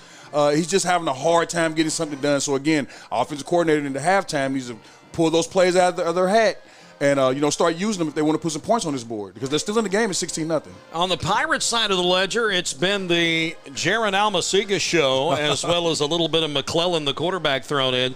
Almasiga, a field goal, a rushing touchdown. I thought it was Paul Orndorff, Mr. Everything out there tonight so far. Don't forget a touchdown-saving tackle as well. And kicking extra points, kickoffs, and punts. Absolutely. So he is a big reason why, Charlestown is up 16-0. Again, it's amazing to watch. But I just, as the time went on, it just seems like Charlestown is dominating this game. But the scoreboard just doesn't say it. So Salem should feel pretty confident that, hey, Charlestown put together an excellent first half. But we're 2 touchdowns and two-point conversions away from having a tie game. So if you can just make something happen at halftime, anything's possible. I was impressed with the numbers coming into this game for the quarterback, Clay McClellan, the sophomore. He had over 1,000 yards, actually over 1,100 yards passing the football so far this season. And then we're talking about just 7 games. But I've been more impressed with his ability to run the football. Yeah. He had 679 yards on 98 rushes coming into the game, 13 rushing touchdowns. That's been a part of the game, I think, that's been the difference. Yeah, and again, only a sophomore. Right. That makes it even more impressive, to be able to do this in a game of this magnitude. Again, both these teams are fighting for third place. So you have a lot of similar goals going on tonight. Again, they want that third place. Everyone's chasing Brownstown. There is a big size advantage. But again, if Salem can just make a few more plays and get back into this game, anything is possible. That's why you play the game. Charlestown lost their first 2 games of the season, then caught fire. Now they've won 5 in a row and in position now to win their 6th in a row. That's really kind of a nice run you want to be on when it comes playoff time at the end of the season. Yeah, and again, when you're in Indiana, the playoffs are tough. So you want to go into the playoffs rolling. And it's also great to have your quarterback confident as well. I think he's got a few receivers that he likes. He's got a pretty decent running game. I think he runs the ball quite a bit. So you may want to cut down on his workload. But again, if it works, it works. You just don't want him to take too many unnecessary hits. So again, I really like what I'm seeing from Charlestown on both sides of the ball. I think the coaches are doing a great job too. I don't normally put a lot of subscription into the ratings part of this of high school football. The Sagarin ratings, you can take them or leave them as far as I'm concerned. But I will say this, that these 2 teams were 1 spot apart in the rankings coming in 3A. It was Salem at 21st overall in 3A with their ranking. Charlestown 22nd overall in 3A. I think I would give the edge to Charlestown after watching this first half. Yes, just going off my eye test, even in pregame, when you just kind of looked at both teams, you saw a team in Salem who's a little undersized. You saw a team over here in Charlestown who's big, strong, athletic looking. So, just that alone, I thought Charlestown had the advantage. And then as the game started, in the beginning, both teams were kind of similar, quarterbacks making easy plays. But as the game went on, that size and speed started kicking in for Charlestown. So, again, this is a dangerous, dangerous second half if you're Salem.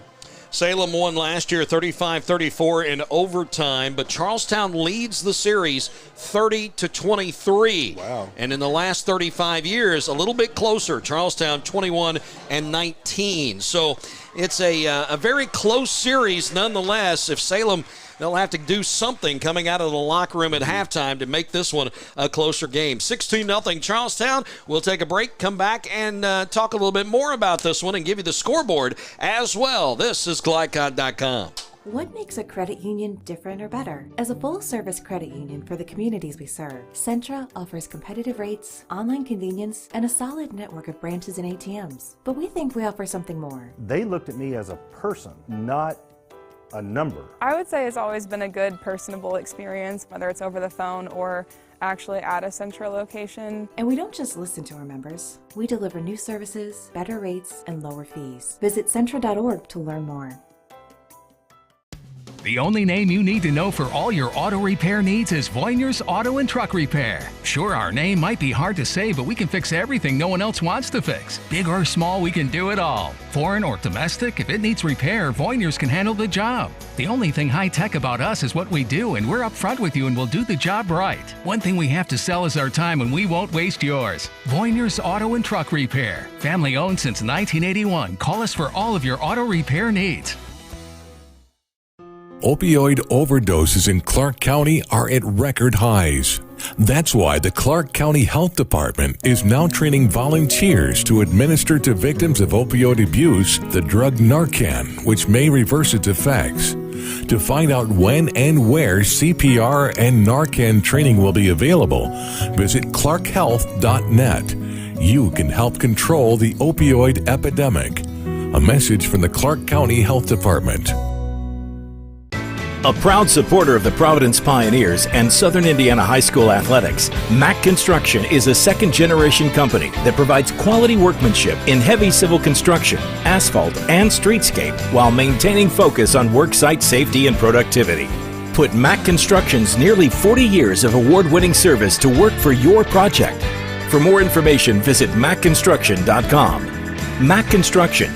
Experience. Reputation. Solutions. You're watching Southern Indiana High School football from Glycod.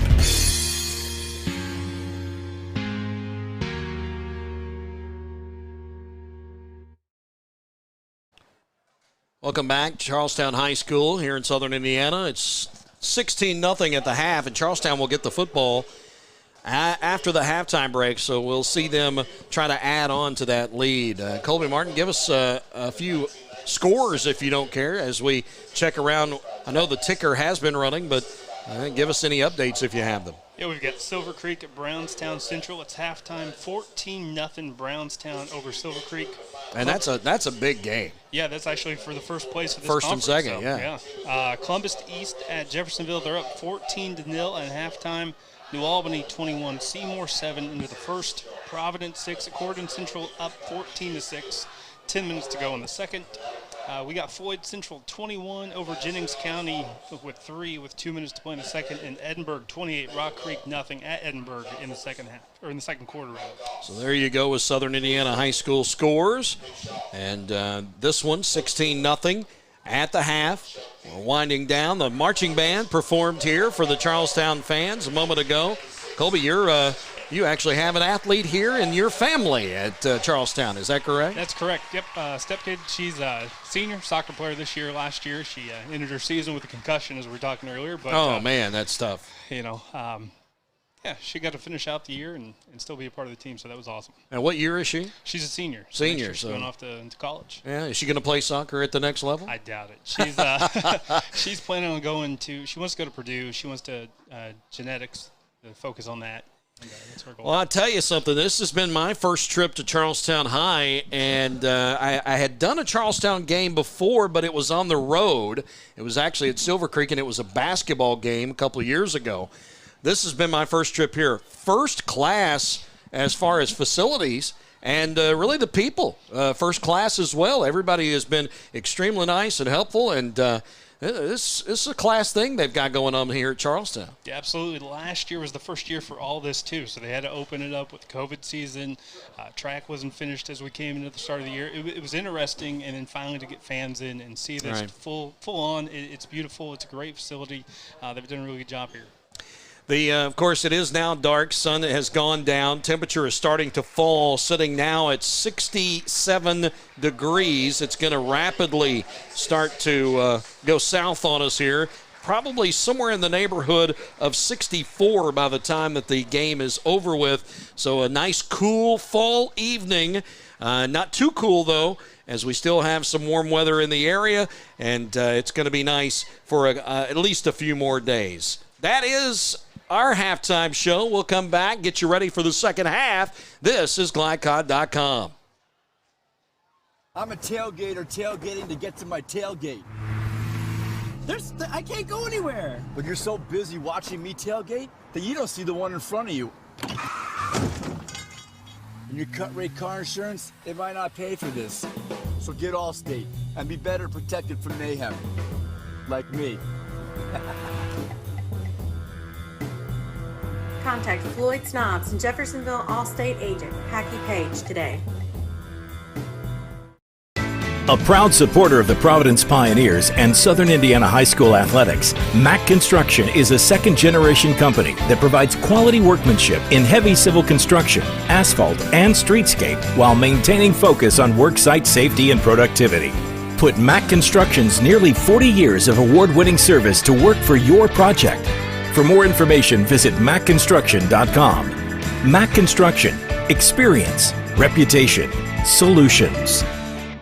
I was at practice one day, kind of made a cut through the lane, and I noticed that I landed on my knee a little weird. I saw my trainer here at school, and they highly recommended that I go to priority radiology. Any athlete, when you do go down with an injury, the first thing you think about is just how long that you're going to be out.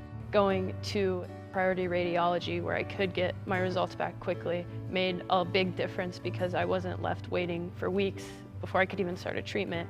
I was able to get what I needed right away.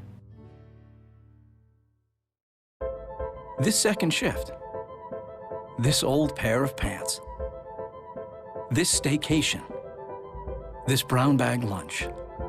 At American Family Insurance, we understand what it takes to make your new kitchen, that new car, or your new house a reality.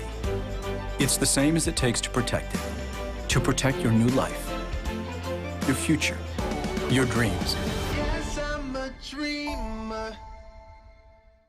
Dr. Carter's office, Annette speaking. How may I help you? From your very first call, the warm personal care from Dr. Todd Carter and his friendly staff at Carter Family Dentistry will put you at ease. Dr. Carter can take care of you and your family's dental needs, from gentle cleaning to complex procedures. Visit drtoddcarter.com to learn why generations put their trust in Dr. Carter for their dental health. Or to schedule an appointment, call Annette or Joyce at 812-944-5155. Located at 809 Mount Tabor Road in New Albany.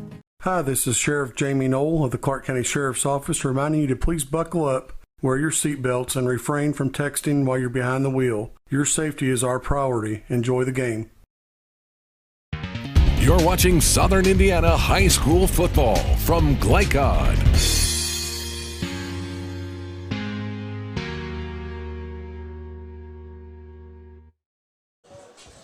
Charlestown High halftime winding down 16-0 Charlestown over Salem. We're going to give you a kind of a side-by-side here of another game Glycod has going on down in the state of Kentucky. District game, Madison Central and Oldham County. I believe that district is George Rogers Clark, Madison Central, Oldham County, and the fourth team in there, I believe, is Bryan Station. So that's kind of an interesting matchup down there. It's been Oldham County and George Rogers Clark for the last couple of years, but I think Madison Central has made a very nice comeback into getting things righted as their ship kind of listed to the side for a couple of years down in Richmond. Yeah, and there's a lot of good football being played in Kentucky, period. There are a lot of schools who are traditionally not in the mix that are in the mix, this season, and most of the schools who are normally in the mix are in the mix. So just a great a job by Kentucky and Indiana to allow these young men to have games at this point. Some interesting college games going on around the area tomorrow. You've got Louisville taking on Virginia, which is always seems like the game is always close. It is. It's something about Virginia and Louisville in both sports, football and basketball. It's just you never know what's going to happen. Yep, that's exactly right. Kentucky, they are at home again, but an LSU team, can they find the same kind of magic that they found against Florida last week? Jim, I'm going to be honest with you. I really feel like if Kentucky can go find a way to beat LSU tomorrow. 37 seconds, really nothing to lose to take a couple shots here. I think they're for real. See if you can get back in field goal range. It will be interesting to see Sam's you know, gonna want Coach that O will one bring back, that second same interception on the attitude they season. always have in there. Trying to make something happen into there Kroger before Field. half. We'll see what happens. Just and a the little Indiana off with his Hoosiers. accuracy there, but Who do they have one thing tomorrow I in liked Big about it Ten is he threw football? the They pick. will be He taking didn't hang on his head. Michigan He went and made State. the tackle. They'll get him He at went home and in hit Bloomington. somebody. We'll see if the Hoosiers can cause the Spartans some problems. It seems like Michigan State might be that team that's going to try to challenge Ohio State this year. Yeah, you know, that's a tall order. But if anyone can do it, it's Michigan State. But Ohio State, like again, it's one of those traditional powerhouses. You really have to step your game up to be in the likes of Ohio State. Michigan State can't do it. I haven't really watched it much this season, but I have watched Ohio State, and again, monster football team. There is kind of the rundown of area teams in college football. Here, Charlestown is 5-2 overall, 3-2 in the Mid-Southern Conference. Stay on the edge. Trying to extend their 5-game winning streak, make it 6 in a row. Salem wanting to find something to fight back with. 4-1 overall, 3-1 in conference play, a 3-game winning streak. But they're down 16-0 to the Pirates here at Charlestown High. We're about a minute away from getting the second half kicked off. And, you know, Jim, I've been thinking long and hard. You know, if I'm Salem, what am I doing here on the offensive side of the ball this half? You know, they pretty much doubted on my quarterback. My running game hasn't been really going well. I haven't really found that speed receiver to make a play for me yet. You know, so if I'm the coach, all those trick plays that we've been working on, all those 2-minute drill plays, it's time to bring them out. You know, because I think this is a big game. I mean, this can change your season whether you win or lose. You know, so I think winning benefits you way more than losing this particular game. The next game, I believe, for both of these teams is the last regular season game for both of them. They'll get into some playoff time after that. It'll be Charlestown taking on the Eastern Musketeers, who took it on the chin from Salem last week, 43-0. So Charlestown looks to possibly have an easy time in their last regular season game. Salem they'll be at home, but they'll be taking on Western Washington. Okay, so both these teams are winding down this season. Okay, yeah, so they're beyond the middle. Okay, gotcha. So this game it makes it even bigger. Again, you're rolling into the playoffs, so you want this game tonight. You want to be going in third place with the opportunity to challenge for the first place, or just have that confidence moving to the playoffs. That's a great stack, Jim. I'm glad you made me aware of that. That's critical in this first half. It will be Salem kicking off to start the second half, as Charlestown won the toss, elected to defer to the second half. They will receive, and they get pumped up over on the sideline in front of their head coach, Jason Hawkins. Yeah, Charlestown's ready to go, Jim. I mean, you can see they're still pumped. Sidelines hoorahing. You know, Salem's kind of quiet over there trying to figure out what they're going to do. So, again, very, very important second half for Salem. I think this really has a lot to do with how the rest of the season is going to go.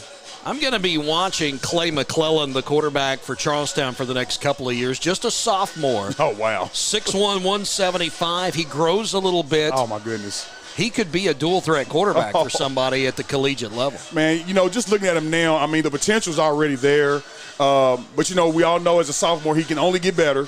You know, if he can avoid injuries, keep his grades up. Of course, that's very important. Yep. You know, he's got a great opportunity to do something. I mean, I'm really impressed with this young man. That's all I can say. So he'll be on the radar. We've observed Keonta Goodwin, the offensive lineman for Charlestown, who's committed to the University of Kentucky. Speaking of the college programs playing tomorrow, Goodwin will make his way to Lexington next year. Here's the kick. It is high and it is short. Backing up and taking it at the 11-yard line is McIntosh. Ooh. And he's hit, sandwiched, and taken down at the 24-yard line. A 13-yard return. First guy to get down there and put a hat on him was Zane Pauley, a sophomore defensive lineman playing on special teams. Now, I think that's one area that can help Salem really get back into this game. That's the physical aspect. There was a physical tackle right there. So I think they really have to start getting their hands on these offensive players for Charlestown and let them know that they are here, and this will not be an easy game. 24-yard line is where Charlestown will start the drive. They have two wideouts to the right, one to the left. The back in the backfield is Almasiga, and he'll get the handoff. Left side, breaks free from a tackle and gets across the 35. Or he's pulled down from behind. Able to get a hold of him and pull him down was Carson Koch.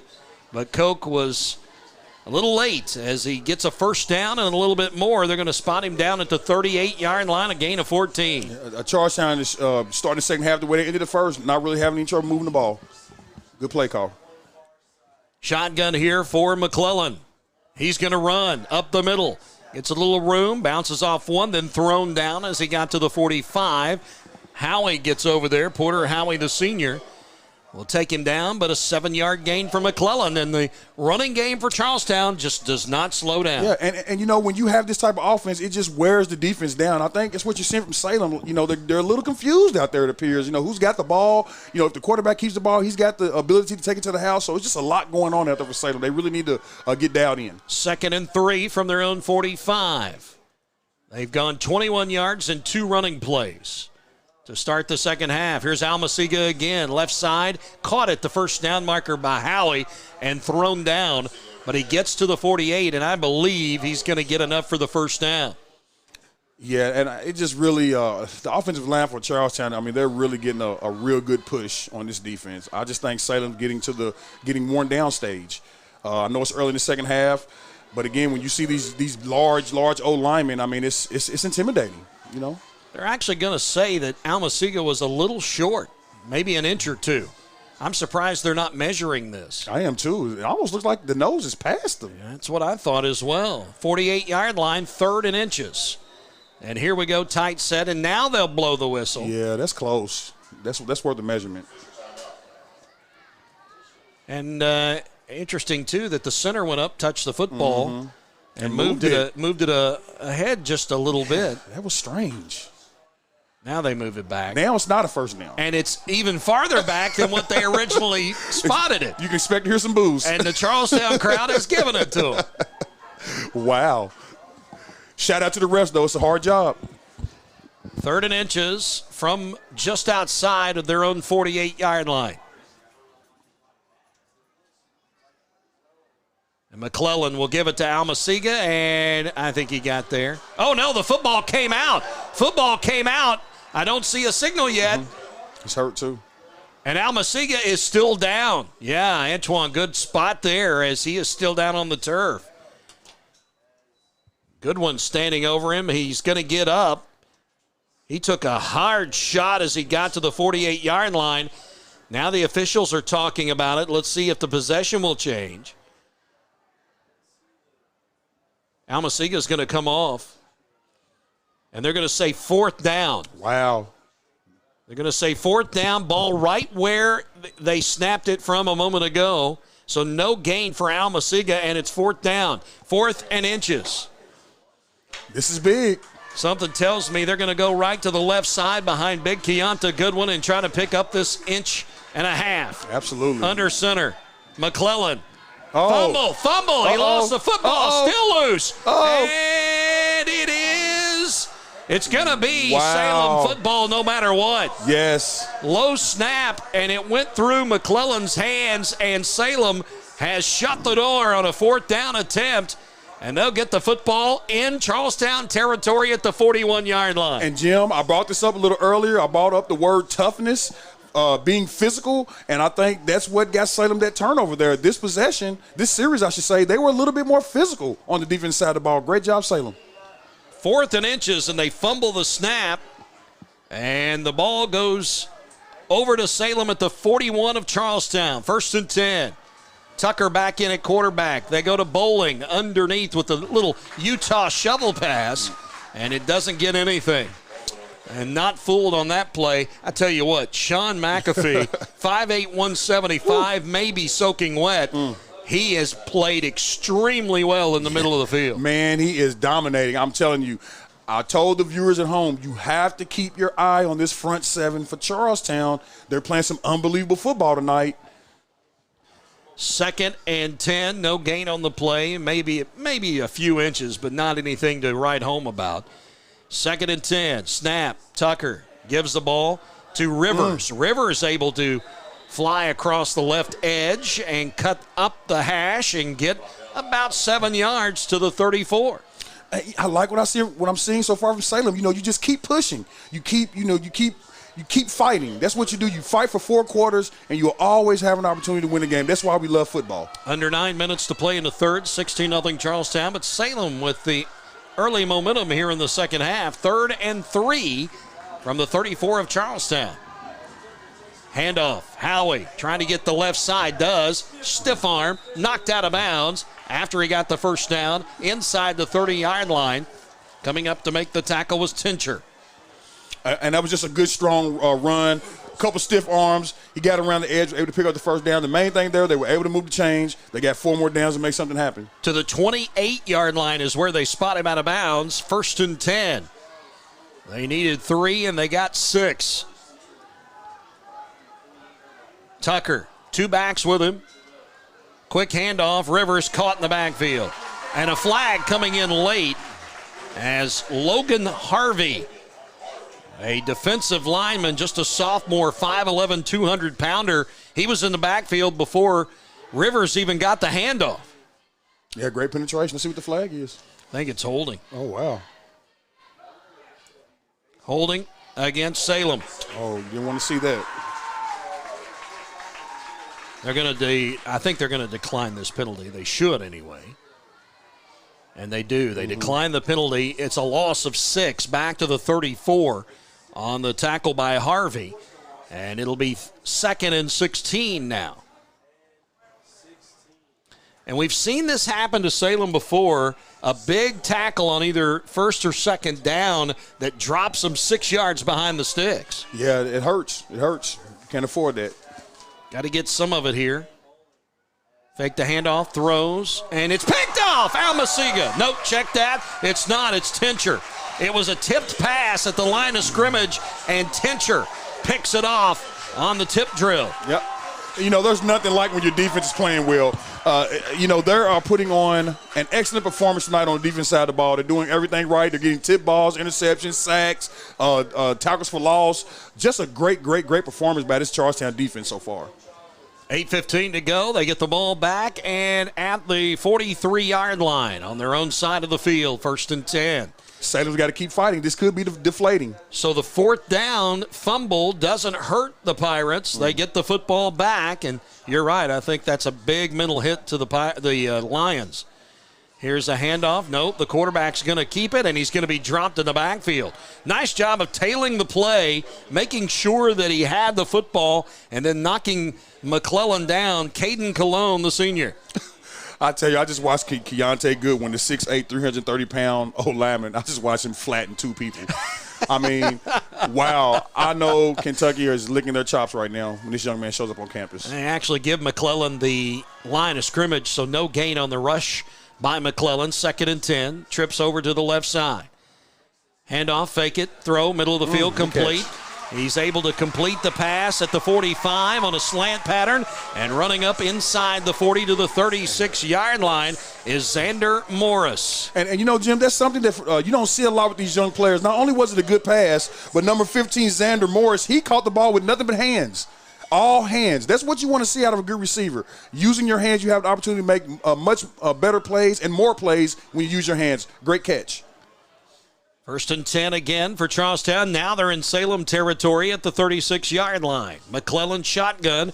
The back in the backfield with him is Harvey.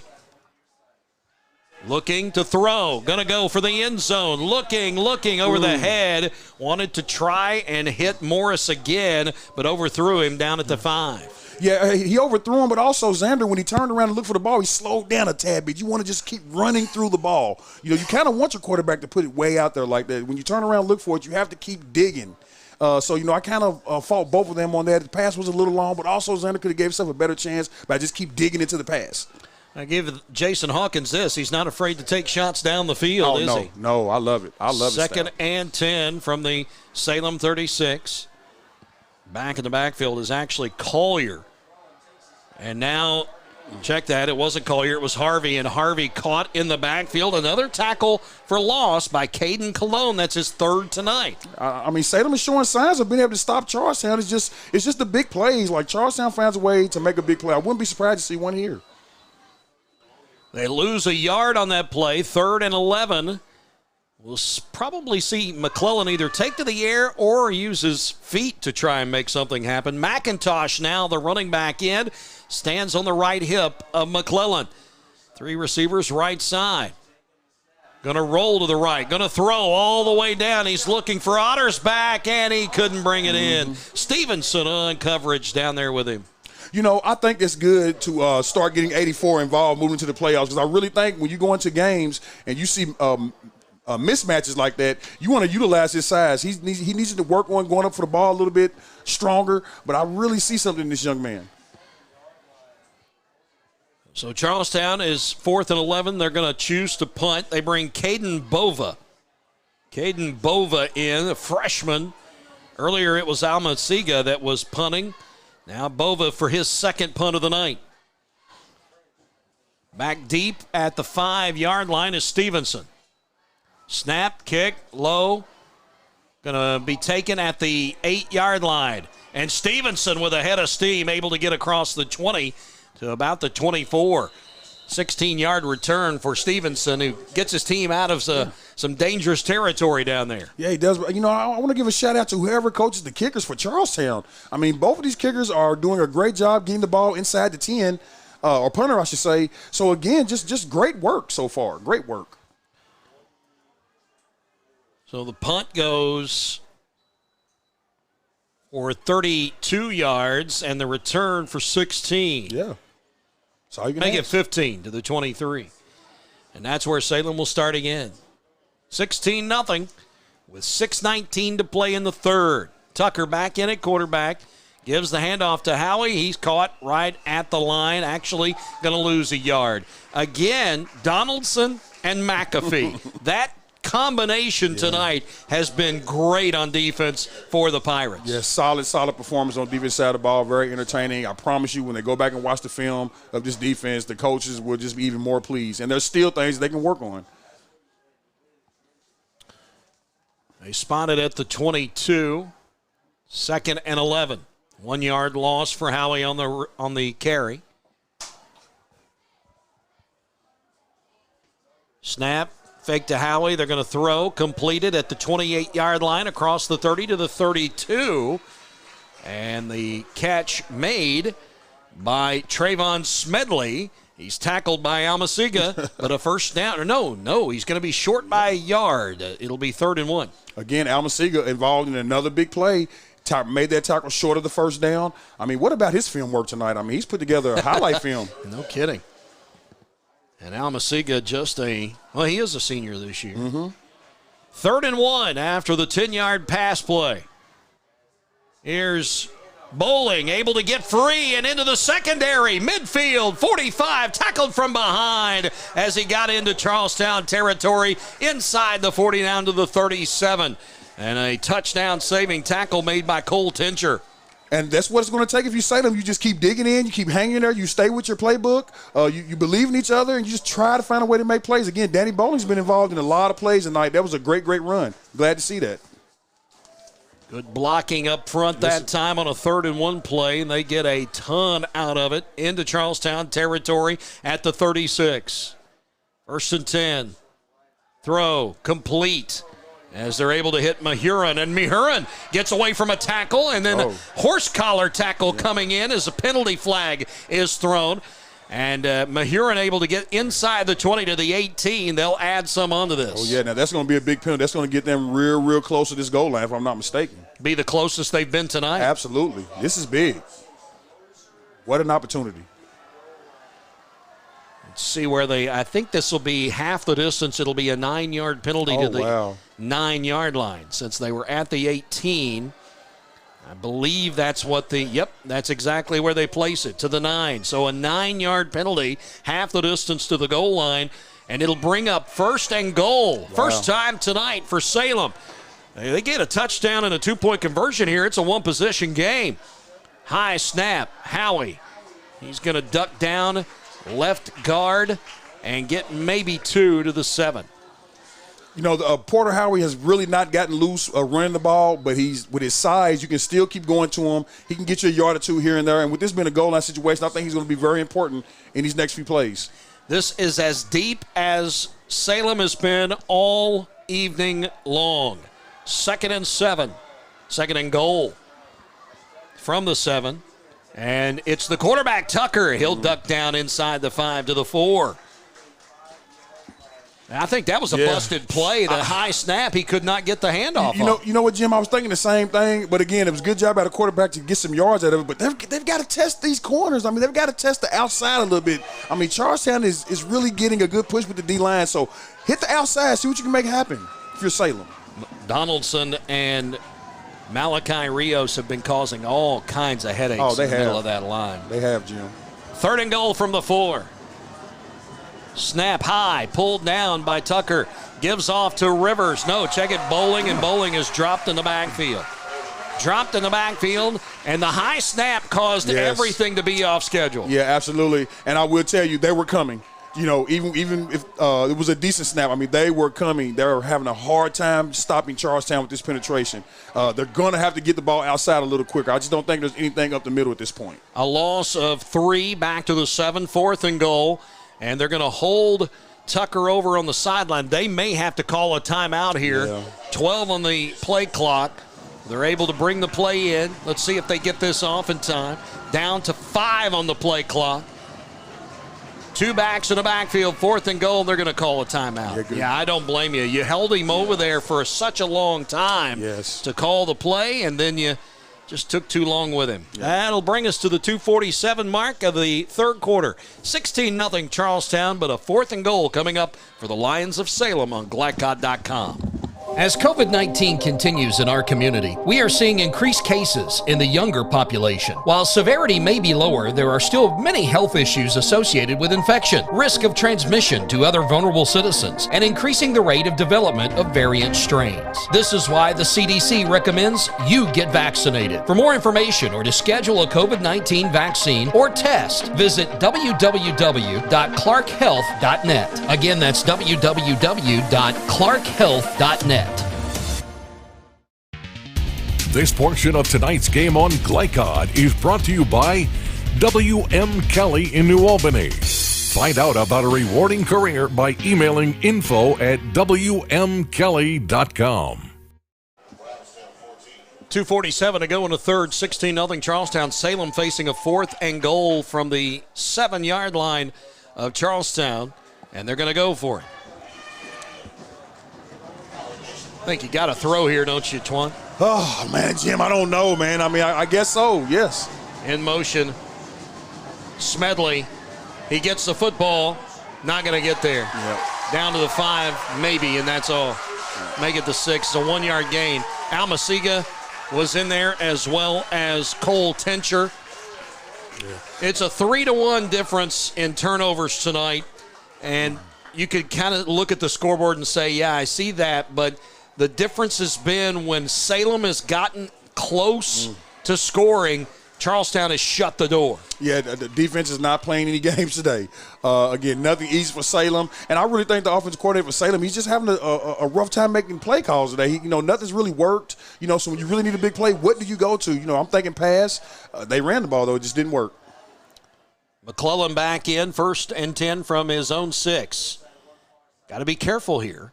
Almasiga in the backfield. McClellan's going to run left side, get the edge, 10, 15, free now, 20, 25, 30. Knocked down from behind as he crossed the 30-yard line to the 34, and he was tackled by Mason Gilstrap, the senior defensive back, but it is very, very slow to get up. It is. After this play, a run of 28 yards for the quarterback, McClellan, but he is yet to get up off the turf and is in obvious pain. Yes, he is. Across the way. And, that's the only disadvantage with your quarterback running the ball so many times. He's taking a lot of hits. And, he's running hard, too.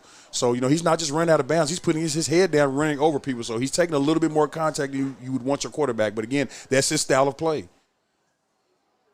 Hopefully he's okay. Everybody keep your fingers crossed. And maybe with the way he keeps lifting his leg and slamming it down, I'm hoping that this is possibly just getting the wind knocked out of him. Yeah. I feel like I seen him grab his shoulder maybe. That's not good. Like maybe a stinger or I don't know.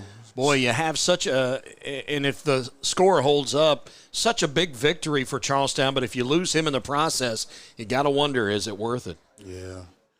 I don't think you can lose him. There you go. He's going to get up. He's holding his arm. You're right, Twan. It's the left arm, which is not his throwing arm, I don't believe. Yeah. And we may have seen the last of McClellan tonight. Yeah, but, I think Charlestown, the way the defense is playing, I think they're capable of bringing this win on home. If he's not 100%, let him sit. You got a big playoff stretch coming. He is extremely upset. He is. Coming off, so it must be an issue that could possibly cost some time for the sophomore quarterback in Clay McClellan. Coming in to play quarterback now is Chase Benner. Benner will be the backup. He's the big 6'6", 215-pound senior. Oh, man. Who's caught a couple of passes tonight. 2 wideouts to the right, 1 to the left. Almasiga in the backfield, I believe it is. And he'll get the handoff. Up the middle, hit early, taken down after he falls forward to the 39. I'll tell you what, if this is your backup quarterback, I mean, he looks the part, that's for sure. He looks like a quarterback. Finishing off that play was a defensive lineman that I do not have. Oh, check it. There he is, Carson Koch.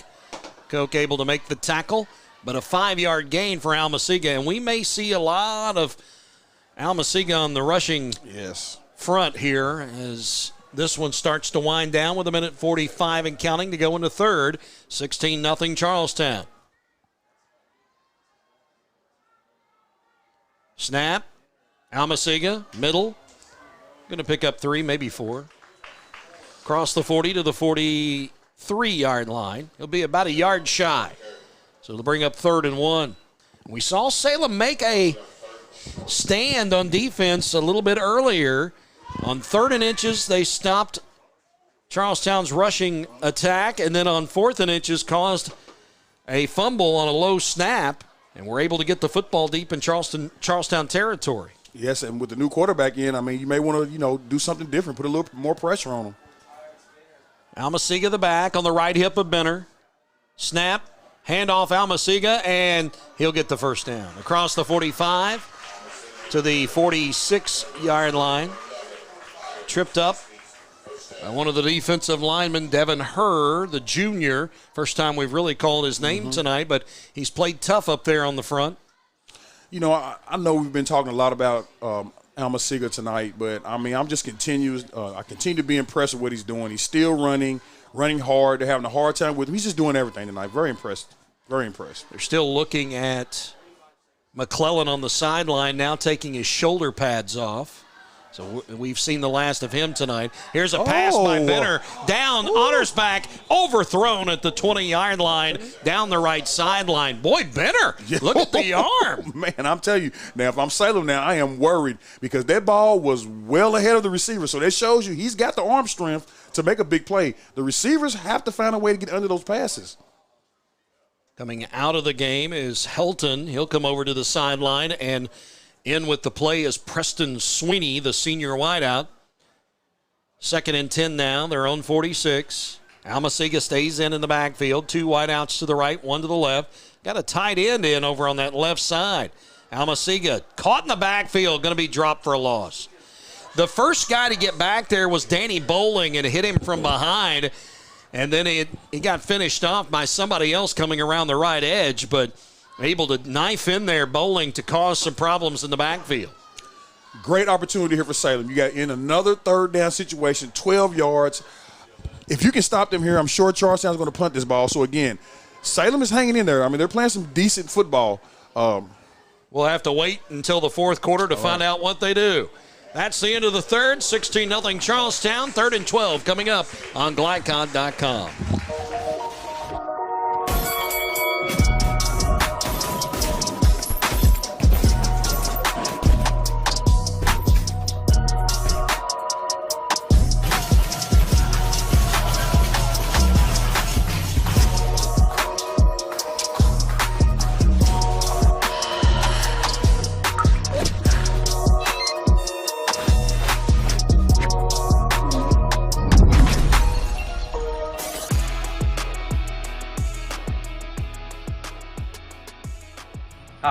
I'm Isaiah. And I'm Grant. I'm vape-free because I've witnessed and experienced firsthand how tobacco can affect teens who want to escape from school, work, or other social activities. When it comes to curbing teenage use of tobacco and e-cigarettes, actions speak. Voice Indiana engages, educates, and empowers teens throughout the state to take action by promoting and celebrating a lifestyle free of tobacco and e-cigarettes. Find out how you can be part of the statewide youth empowerment movement and help end teenage nicotine use by going to voiceindiana.org. You're watching Southern Indiana High School football from Glycod.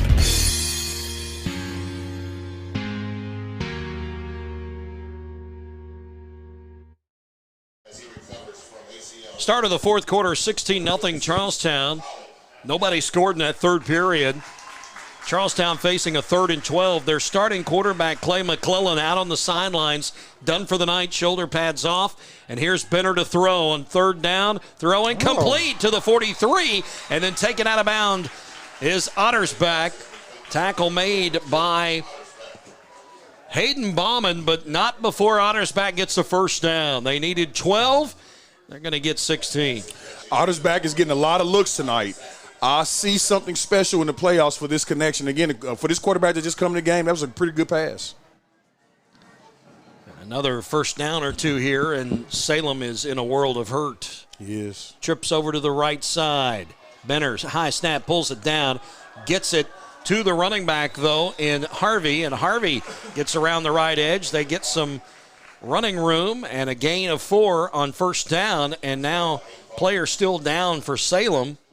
And I think it's a cramp issue as he's taking a look at his foot, pulling his toes up. It's that defensive lineman Devin Herr that we mentioned a moment ago. He's trying to work it out down there. And that was a pretty good carry by Logan Harvey, and he's only a sophomore as well. To the 36-yard line, near hash. They go tight formation here. H-back on the left side. In motion is that H-back in Morris. They give it to him, and he's caught in the backfield. He's going to be able to get back to the line of scrimmage, though. Nice job to get back to the line of scrimmage, and it'll be 3rd and 6 coming up. Yeah, I mean, Salem's defense is playing a much better half this second half. They're a little bit more focused. They're making a lot more plays. And, again, you got this new quarterback in, so I would definitely get some pressure on number 2, Chase Benner. And the cramp issue is continuing down there for that defensive lineman and Devin Herr. He's still trying to work it out. Yep, fourth quarter's cramp time. 3rd and 6 from the 36 of Salem. Benner to throw. Throws the outlet on the swing to Almasiga. And Almasiga is going to be about a yard shy of the first down. And again, the cramp issue starting to flare up here for Salem as they've got another player down. That may be her again. Yeah, It is. It is. Need to get some water. We'll get hydrated. So 4th and 1. They needed 6. They got 5 on the swing pass to Almasiga. Charlestown offense, it seems to still be flowing pretty well, though, without their starting quarterback in. Under 10 minutes to play. Trying to use as much time as they can. Feel real bad for McClellan sitting down on the bench behind his team away from the end of the field where the action's going on, and I think that's Mom down there with him. And a timeout as Charlestown didn't like what they saw as teams got lined up. 9:43 to play in this one. 16-0 Charlestown leads, facing a 4th and 1 at the Salem 1 on Glycod.com. As COVID-19 continues in our community, we are seeing increased cases in the younger population. While severity may be lower, there are still many health issues associated with infection, risk of transmission to other vulnerable citizens, and increasing the rate of development of variant strains. This is why the CDC recommends you get vaccinated. For more information or to schedule a COVID-19 vaccine or test, visit www.clarkhealth.net. Again, that's www.clarkhealth.net. You're watching Southern Indiana High School football from Glycod.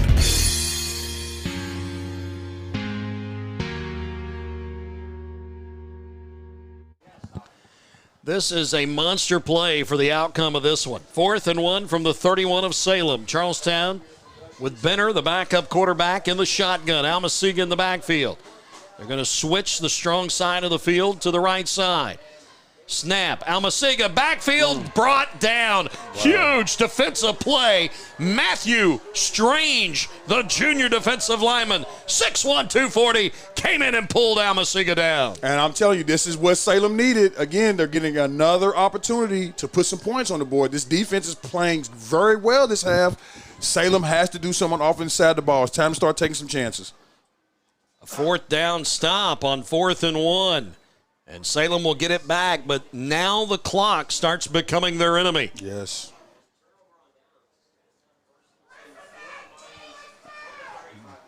Salem getting the offense out on the field. Tucker goes to the shotgun. He's got 2 backs. One of them is Bowling. The other is Howie. Snap. Goes to Bowling. Bowling has to get away. Now ducks to the middle of the field, and he won't get back to the line of scrimmage. He loses 1. That defense, again, knifing into the backfield, just causing all kinds of problems for the Salem Lions. Yes, and they've been causing problems all night long. I really think Salem is going to have to take some chances. They may have to go outside their playbook a little bit here. I always like to give credit to freshman Brandon Cornwell.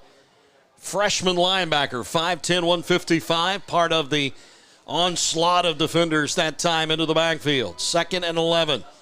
To throw, quick throw. It is incomplete. Trying to get it to Mahurin out in the flat on the right side, and it falls.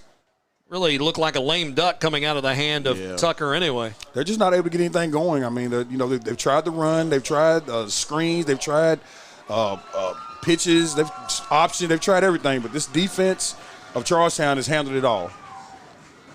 3rd and 11.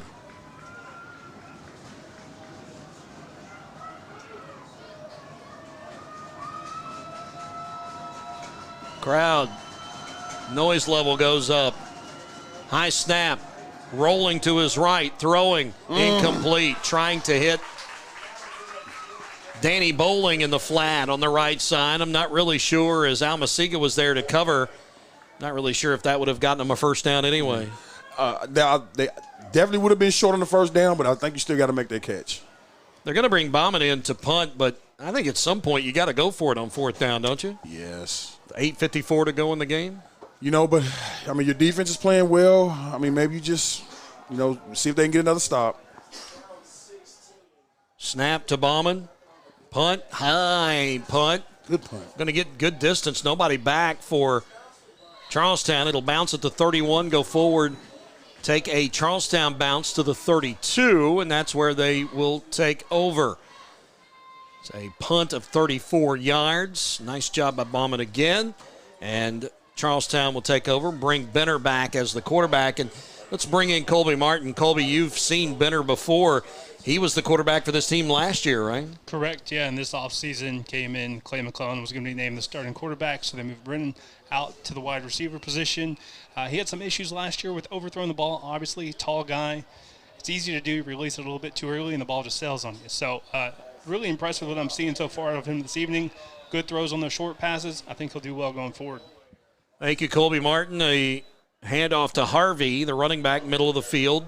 Played well by Salem, as they will lose a yard on that handoff to Harvey. Benner listed, as Colby was talking, 20, he's listed at 6'6", 215.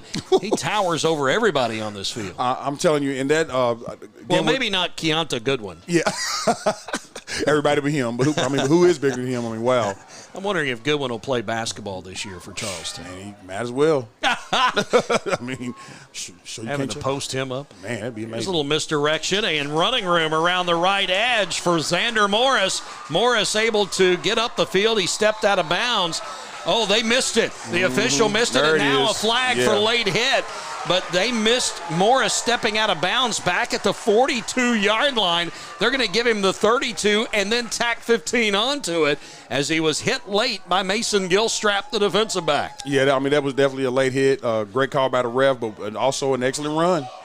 And, again, those type plays can be deflating if you Salem. I mean, you're fighting, you're doing everything you can, and it's just not enough sometimes. So they add 15 onto this. It will not be a half the distance to the goal line type of thing. They're going to get the ball at the 17-yard line. Wow, that changes everything.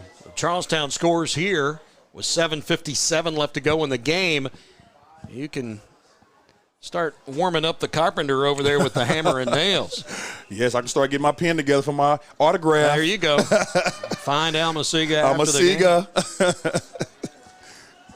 game. Here's the handoff, left side, and Harvey is going to pick up, we'll give him about 4 on first down to the 13.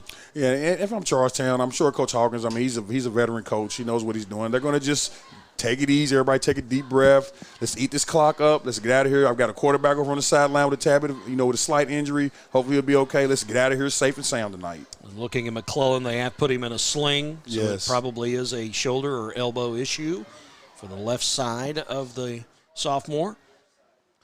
2nd and 6. High snap, throw, slant, complete. Otters back, touchdown, Charlestown. The Pirates go up 22-0. And I will tell you this, if this is my backup quarterback, I'm sitting good if I'm Charlestown.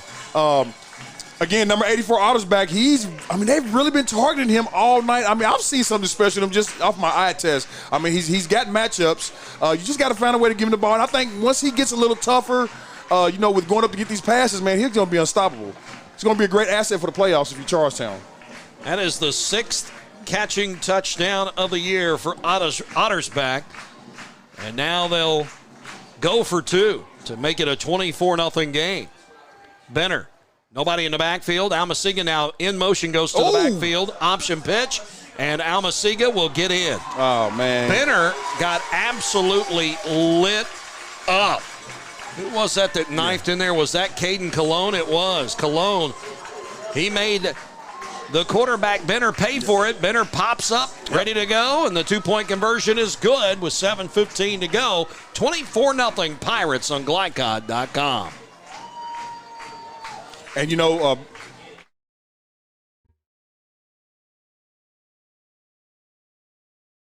nobody wants to be told that they have cancer. When you find out that you have cancer, you want to make sure and try to get it treated as quickly as possible. That's what Priority Radiology did for me. The time they saved me from fretting about it is something I can't repay.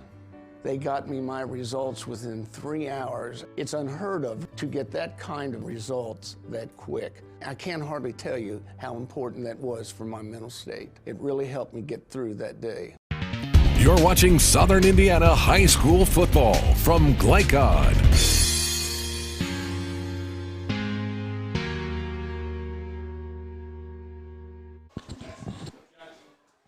7:15 to go in the game. 24-0 now Charlestown. They're in control here. Getting a late substitution on the field for the kickoff. I want to mention something about this Charlestown offensive line here in just a moment. We'll wait for the kick. Coming from Almasiga, who ran in the 2-point conversion. So a 2-point conversion for him tonight, a field goal, and a touchdown run. And an extra point, and he kicks it out of bounds. So Salem will get decent field position at the 35 to start the next drive. We've talked about Keontae Goodwin, the 6'8", 320-pound offensive lineman. He's the right tackle, UK commit. Yes. But there's another young man who I've been watching tonight who is an offensive lineman. He's also a senior. Andrew Sexton, 6'5", 325.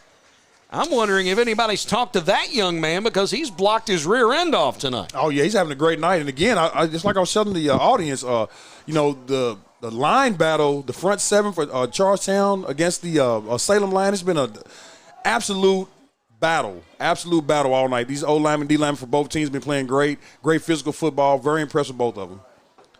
So the kickoff out of bounds gives Salem the ball at the 35. They need points. They need points in bunches and in a quick hurry. Yep, need them now. And I think the officials, I'm not sure what the issue is. Oh, they need a football. Oh, wow. Guys, you can't play without one of those. Sure can't. They were really waiting on it, too. Now they've got the right ball into the game, and we're ready to go. So Salem at their own 35. They go back to Bowling at quarterback, the 5'5 quarterback. Snap, fumbled, and Bowling falls on it at the 31-yard line.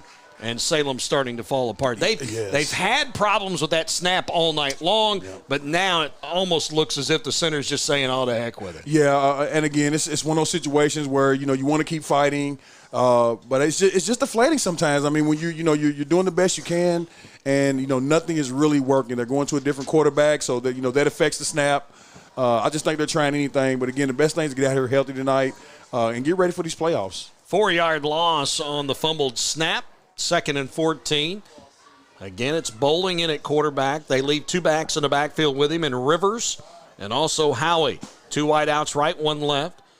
Here is the snap. Howie in the middle of the field. Hit, but falling forward, able to get positive yards.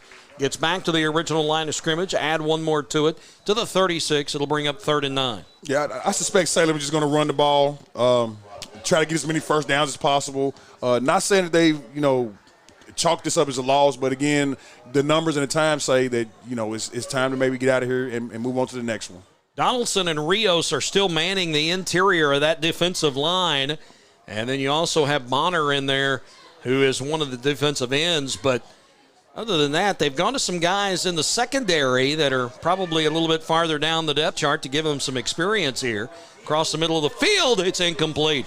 Boy, if that's not a little bit behind the intended receiver and Trayvon Smedley, that would have been a big play on a very deep pass route that went up the hash and then slanted to the middle of the field. Yep, it appeared to be a deep post. The receiver was there. Again, just the pass was a tad bit behind him. Pretty good defense by the DB, not allowing a special catch. So, again, Salem, that's how it's been all night. They've just been right there, just not able to make that big play. Bauman back in to punt it away on 4th and 9. And the punt high. Boy, this is a really good punt. Nobody back to field it. Bounces at the 20, bounces at the 13, goes inside the 5, and goes all the way down to the 1, inside the 1-yard line. How about that? A 65-yard punt by Bauman. Jim, we've seen some excellent punting tonight by both teams, and just add that one to the list. I mean, again, there's been quite a few punts that have ended up inside that 10, and that's what you teach your punter. And even in college, inside the 10. Great job. No return man back there, but still great placement by Bauman. And it'll bring up 1st and 10 inside their own 1-yard line for Charlestown with 5.5 minutes to play. Goodness gracious. Wow, that was beautiful. This has been the weirdest night ever. Jim, I got to agree with you, man. I have to agree with you. We will remember this night. Quickly up to the line of scrimmage. Benner goes underneath the center. Uh-oh. And I think they got a safety. They did. Safety. So Salem will get on the board. How about that? Wow. I think that's important. Just having some points on the board. I think, people underestimate the feeling of not getting shut out. No one wants to get shut out. I thought they were going to try to run Benner over the center and try just to get a little room, but it looked like Benner at the last moment pitched the ball back to one of the running backs in the backfield, and it could have been Harvey, and then he was caught in the end zone. Yep. Now, if I'm Salem, I'm thinking about how can I get a quick score, an onside kick, another quick score, an onside kick, and another quick score. So now a free kick coming from Charlestown after the safety. 24-2. They should get pretty good field. Well, I don't know. These kickers are doing a great job tonight. I guess we have to wait and see. 24-2 kind of resembles how I'd like to see the Dodgers get beat tonight. Oh, Jim. Even though it's the Giants, and I'm not a big fan of them either. I'm a Yankee guy, so I don't know what to say. Well, you speak to Jim? I'm going to be honest with you. I'm probably going to make you mad. Okay. With who's left in the playoffs now? Oh, man, we all know. I'm probably going to go Red Sox. Yeah, we all know. To be honest with you.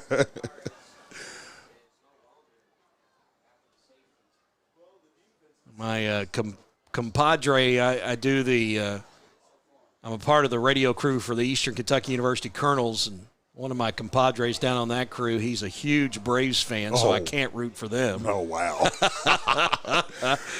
Oh, bless your heart, Jim. Here's the free kick. Almasiga will kick it from the tee from the 20-yard line. You have the option to punt this if you like. And here's the tee kick. Nice kick. Returnable. Angle over the right sideline. Taken by Smedley. Smedley going to reverse field, and he's going to lose yards. He got up to about the 43, then went backwards trying to gain something and reverse field, and they'll tackle him back at the 38-yard line. Yeah, I mean, Charlestown is just bigger, faster, and stronger, pretty much all around the board. But, again, these young men at Salem are really, really playing hard and playing tough for themselves in the school. So Salem gets a chance here. You know, if they get something quick, you could almost make a case that the door's not shut. It's got to be quick, though. Yeah, they've really got to get it going. It's still 3 possessions. Yeah. But anything's possible. Yep. So we'll see. Seen weirder. Absolutely. That UCF Louisville game a couple of weeks ago. How about that one? Oh, yeah, wasn't that crazy? Salem has trips over to the right side, one receiver over to the left. Bowling, going to look left side, tip pass, knocked down. Let me tell you something right now. I've seen him do it a couple of times tonight, but Terrence Bonner, who's listed as a defensive back, he's playing defensive end tonight on that right side. Wow. I think he's knocked down 2 passes, if I'm not mistaken. He has. He's showing that vertical. He's got a great knack for the ball. He's, watching the quarterback's eyes, getting great timing on that jump. He's just doing a great job. Again, this defense of Charlestown is just amazing. They're playing an amazing game tonight. They will be able to take command of third place in the Mid-Southern Conference after this one tonight. 2nd and 10, Bowling, snap, looking, going to throw, going deep down the sideline. Stevenson, and knocked away. Good coverage. Aiden McIntosh stayed right in front of him and knocked it away. Yes, it was. Great coverage. Bowling got the ball out there, though. I mean, he's got a pretty nice arm for his size. So I'm a little surprised he was able to get the ball that deep, but a great defensive play. Is that number 33 DB? Yes, sir. Yes, Aiden McIntosh. He's a senior, 6 foot, 160 pounds. He's done a good job tonight.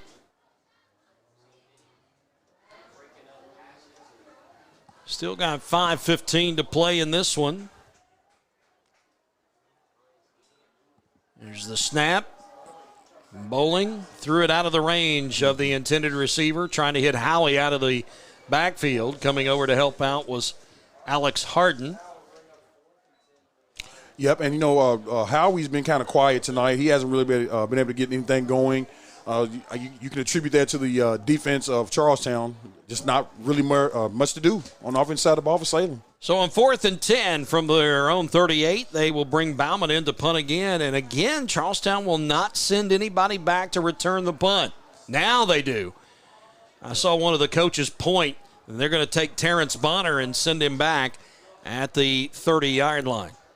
Here's the snap, high, Bauman takes it, able to kick it. This one not as good. Wobbly, bounces at the 38, and goes down to the 30, where it'll keep rolling down to the 26-yard line. That's a punt of 36 yards for Bauman after he just kicked one 65. Of course, nobody back to return.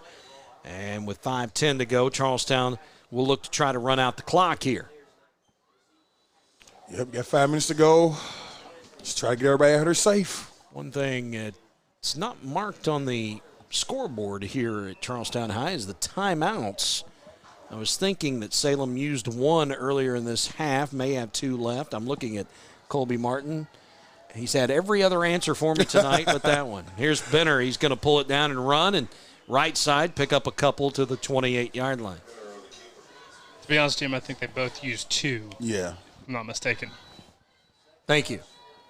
You just taking a wild guess, aren't you? Absolutely.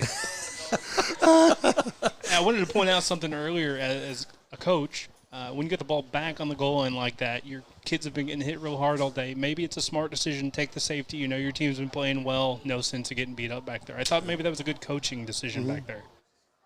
I wasn't able to see everything. It almost looked as if Benner might have fumbled that football. Here's a handoff. Right side, getting the edge is Morris. And Morris will pick up the first down, then get thrown head over heels down at the 44-yard line. Tackle made by Gilstrap. Great run by Xander Morris. He's been very active here in the second half.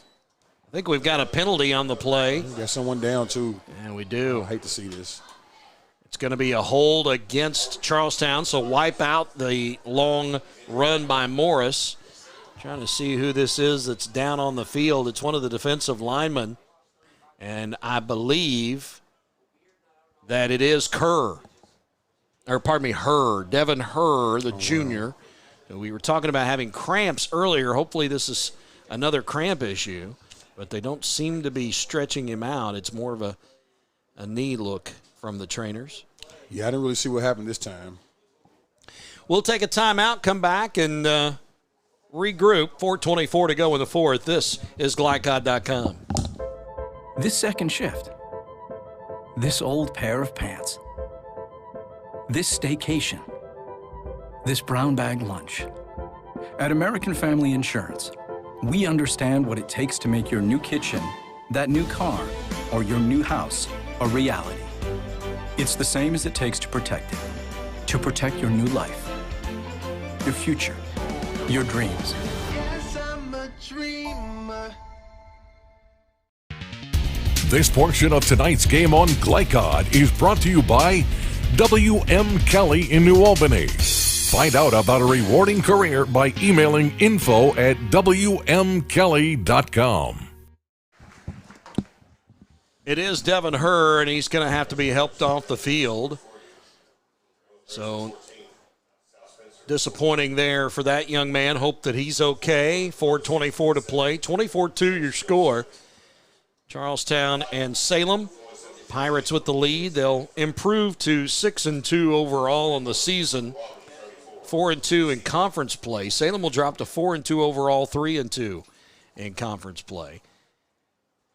Yeah, and, those are the kind of things that, you hate to see. But you just can't avoid them in football. It's a tough game. Injuries is part of it. The holding call, which was called on the big run by Morris, brings the football back to the 28, make it the 23-yard line, and it'll bring up 2nd and 13. So a break for the Salem defense. Benner in the shotgun this time. In the backfield with him is the running back McIntosh. Wide out to the left, 2 to the right side. High snap, pulls it down, gives it to McIntosh around the right or left side, and gets ahead of the 25, almost to the 30. They'll give him the 30 before he stepped out of bounds. Makes it manageable on 3rd down, 3rd and 6 coming up. Yeah, and that's one of those times where you kind of want to tell your players, hey, try to stay in bounds. Let's keep the clock running. If you can avoid it, don't step out of bounds. Stop the clock for any reason. Just slide or whatever you need to do.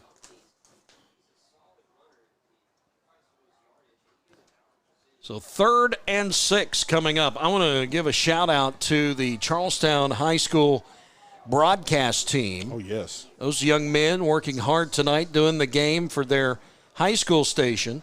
And they have helped us out on a couple of different occasions tonight with some stats and some other things. So very impressed with those young men and thank them for their help tonight and helping us get ready for our broadcast. The handoff goes for 1 to the 31. It'll be a punt coming up as they'll bring Bova back in. Back at the 36 is Stevenson. Sorry, Twan. No, you all right. I was just going to say, that was a pretty good stop by Salem again. They're still fighting. There's 3 minutes left in the game. I'm assuming he may try to return this punt. Still keep trying to make plays. Snap, Bova, kick. Straight up the elevator shaft. Can of corn, we called that in Little League. And it bounces at the 48, takes a Salem bounce all the way back to the 42. So the punt Punt actually goes for 11 yards. 11 yards. That's the worst punt we've seen tonight. I was just about to say that. I'm surprised. Yeah, it's the worst one tonight. But again, the game's winding down. Pretty good job tonight. I was looking for McClellan on the sideline just to see if he's still interacting Yeah. with teammates. He's sitting on the bench down there. He's got a sling on. Got the sling on. Hope that young man is okay. He was very impressive tonight. Oh, yes. 1st and 10 from the Charlestown 42. Salem just a little glimmer of hope. Snap, bowling, pitches it back. Howie is going to go left edge. He bowls over one would-be tackler and then shoved out of bounds as he got to the first down marker at the 32-yard line. Coming over to finally take him down was Jacob Llewellyn. Yes, and those were the type runs that we were looking forward to seeing how we make tonight. He just was not able to get loose. Charlestown did an excellent job on him tonight, but as you can see, he's a physical runner. Very hard to bring down. He's short to the ground, keeps his feet chopping. So, we'll see. I think that was a broken play. I think it could have been. That Jim. Bowling wanted to duck that to the left side and then just pitched it as an emergency. 1st and 10, they give him 10 and the first down on the run. Another low snap. Bowling has to just eat it. Oh, he's going to throw it, and it's incomplete. Wow. He was being taken down by Donaldson, and he's slow to get up. Bowling is. He's taking a beating. Had the presence of mind to throw that out to the only guy he had in the open field, and that was Howie. And Bowling shakes it off, going to go over and get the play call. It's an incomplete pass. He saved about 6 yards there. Yeah, he did. It was dangerous, though. He gave his body up for it as well. I mean, he took a hard hit right there. I'm telling you, this defense of Charlestown, it's just impressive. I've been saying it all night, but I just really like what they're doing on the defense side of the ball. Donaldson tonight's just been a terror. Him and Rios on the interior of that defensive line have been fantastic. 2nd and 10, high snap, fumbled. And Bowling goes back, gets it, going to take another hit or two. They pin their ears back, come and get him. Devin Berkeley got the credit for the tackle. This time it will be a loss. Not able to throw that one away is Bowling. And the loss will be for 7 yards back to the 39. Jim, do quarterbacks even get up under center anymore? Is everything just long snaps? I can't remember the last time I saw a quarterback underneath the center. Now I'm thinking about it. The snap's not working, The only time I've seen it tonight, I think Charlestown on a 4th and inches brought McClellan under center. And then we saw Benner in the end zone. That's right, yep. When he went under center when it was inside their own 1 yard line. That's the only time I can remember seeing it tonight. 3rd and 17, and, well, Coach, it's a timeout, Salem. And I tell you, Blair Thompson, I don't guess you can take him home and put him up on the mantle, so he's going to use him. 1:52 to go in this game, 24-2 your score. Charlestown leading and in position to get their 6th win in a row after they opened up the season with 2 losses. We're gonna keep it here, I'm assuming.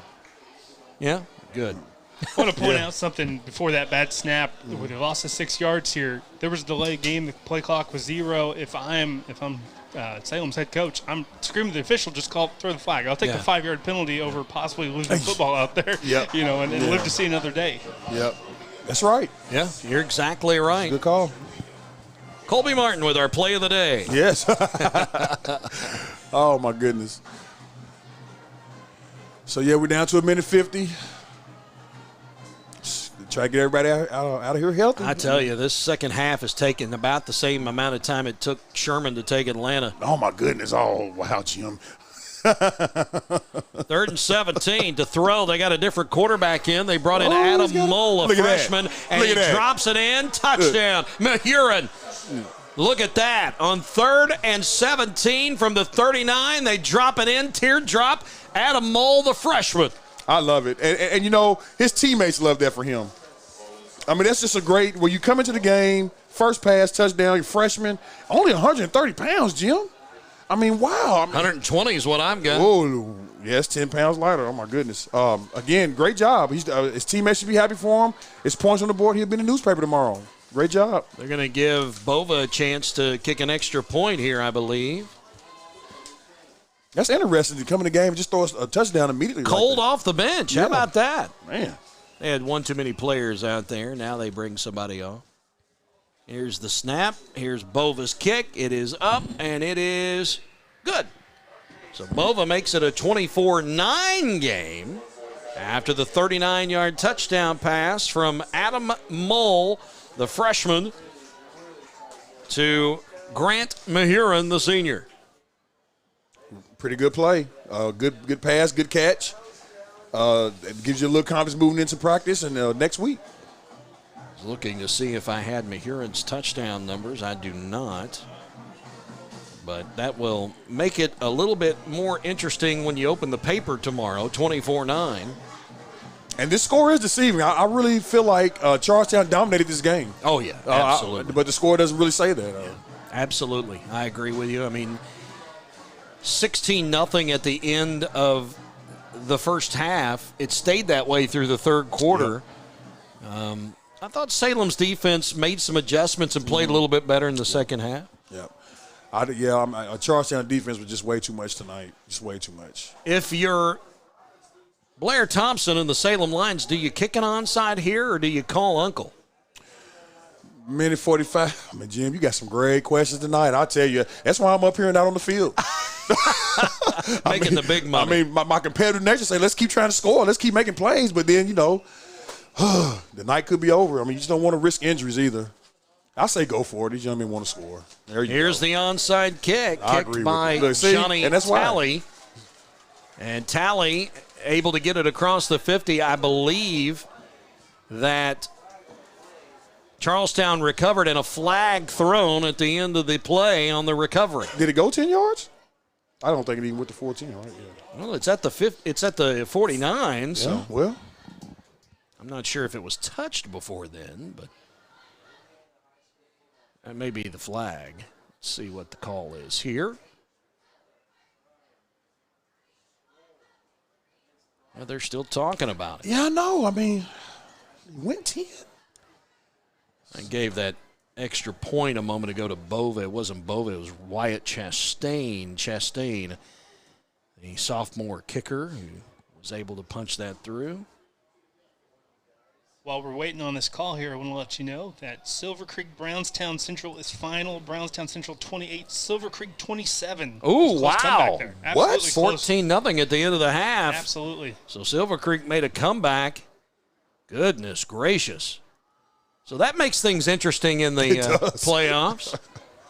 All right, give me the it is a false start against Salem. So that's against the kicking team, and if I'm Jason Hawkins, I go, nah.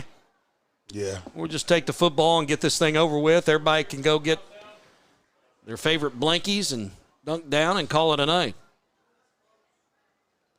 So the football will be spotted at the 45-yard line, 1st and 10 for Charlestown on the Salem side of the field. Now it's definitely time to just eat the clock. Give me a big running back in there. Let him have the football. And warm the bus up, for Pete's sake. Mm-hmm. Yep, it's that time of the night. So will he take a knee, or will they go ahead and just run it? Absolutely not. No.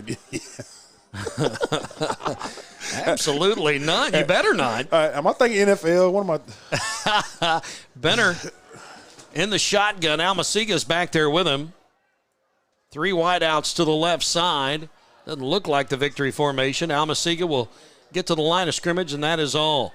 Boy, Salem's defensive line has played much better in the second half.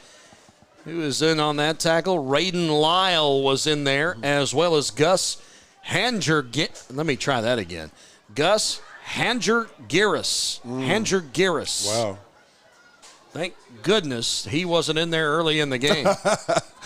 You did a good job right there, Jim. I tried. Yeah, I mean, I apologize to the Hanger-Giris family if I messed it up. Mm-hmm. No gain, 2nd and 10, 50 seconds. They'll have to do it one more time, and that'll be it. Snap, victory formation, kneel down. Benner does it.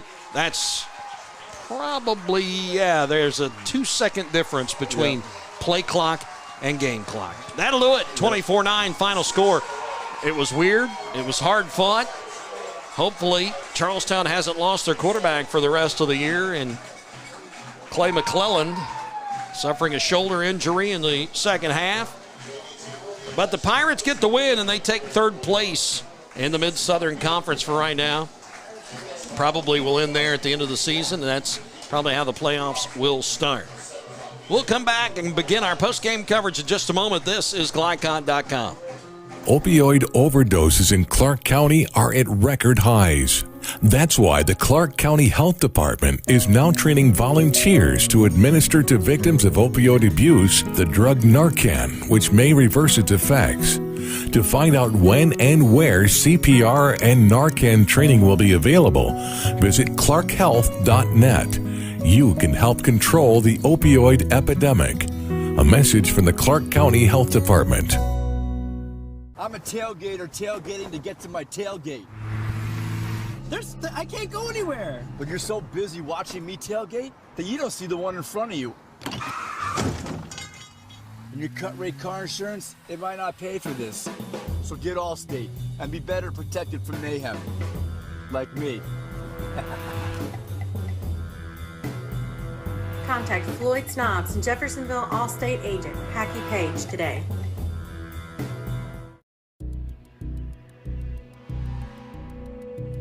In one fell swoop, one innocent city will be left with one burning question. Where's Cobra Guy? What? No. When you need to be there, you need an Interstate, the car battery auto techs prefer. Come by Interstate Batteries, 1510 Production Road, Jeffersonville. Hi, this is Sheriff Jamie Knoll of the Clark County Sheriff's Office reminding you to please buckle up, wear your seatbelts, and refrain from texting while you're behind the wheel. Your safety is our priority. Enjoy the game.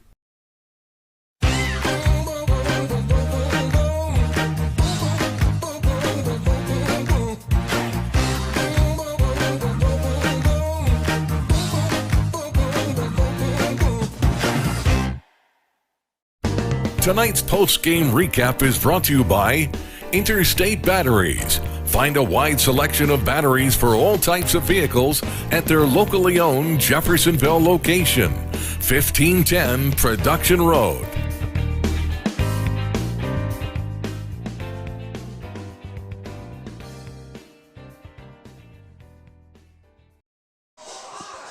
(24-9) the final score. You see the scoreboard here at Charlestown High School. They win over Salem in the Mid-Southern Conference, Southern Indiana High School football. Jim Tyree, Colby Martin, and Antoine Ordlow, the former Cardinal, as we talk about tonight's game in our post-game coverage.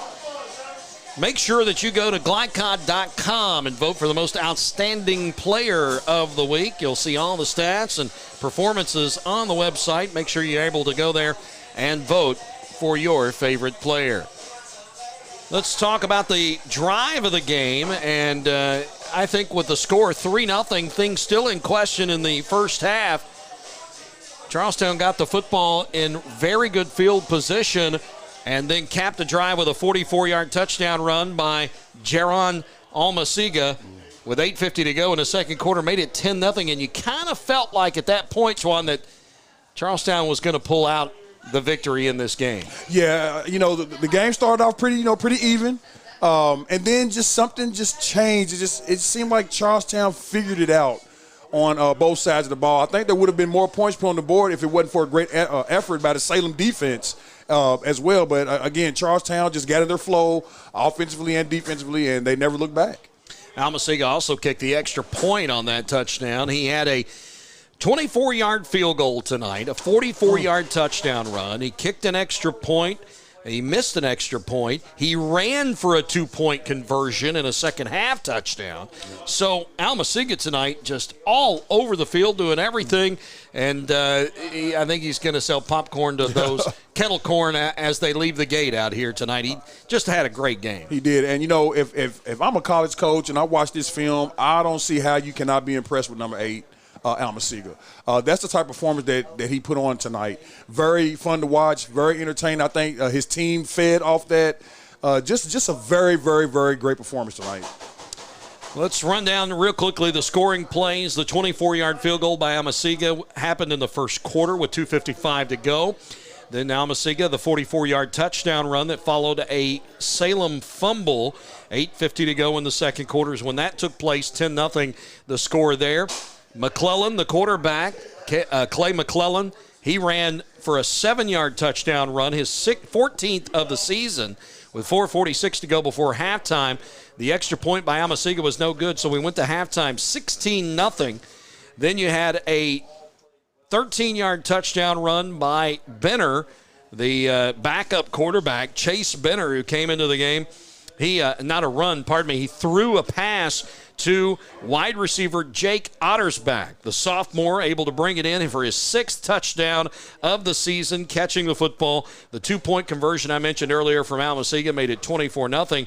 Then Salem got on the board in the fourth quarter with 5.5 to go. They got a safety after a Bauman 65-yard punt, and then a 39-yard touchdown pass from the freshman Adam Mull. Played one play tonight, threw a touchdown pass of 39 yards to Grant Mahurin, and the Chastain extra point was good. That was the final score, 24-9. We're going to get the players of the game from Twan. Twan, let's start with Salem. Let's go with them first. All right, I'm going to start with the visiting team, Salem. Also on the losing side, showed a great effort tonight. There were a couple players that did some things well, but I'm going to have to go with the quarterback, Caleb Tucker, for Salem. I just think he gave it his all. I think he was the leader of his team tonight. I think he did everything possible that he could to lead his team. So I'm going to go with Caleb Tucker for Salem. And I think for Charlestown, it's pretty easy. I'm going to go with number 8, Jerron Almasiga. And I do want your autograph tonight. We didn't affect your decision at all. No, not at all. Not at all. I already had him circled pretty much the third or fourth quarter. I mean, he did everything. And I just think there was one play that we are forgetting that I think was huge, and that is that touchdown-saving tackle. Yeah, you're right. That could have changed the momentum of this whole game. So he showed his athleticism there, too. So I was really impressed with him. He did everything tonight. I've played a lot of football. I don't recall seeing a young man dominate that many aspects of one game. Right. Yep. So, again, man, just super, super duper impressed. Great job. Great job. We got another break do we have to get to? We'll come back in just a moment, try to start wrapping things up here from Charlestown High. 24-9, the final score as the Pirates win over the Lions. Back in a moment. Visit Westminster Village, Kentuckiana in Clarksville for affordable retirement living in a multi-level community setting. Our monthly apartment rentals start at $750 for a 1-bedroom or $1,050 for a 2-bedroom with no security deposit or application fee. We also offer assisted living options with Medicaid waivers accepted. Call 812-282-9691 to schedule a tour or go online at westminstervillageretirement.org for a virtual tour. Experience the difference at Westminster Village, Kentuckiana.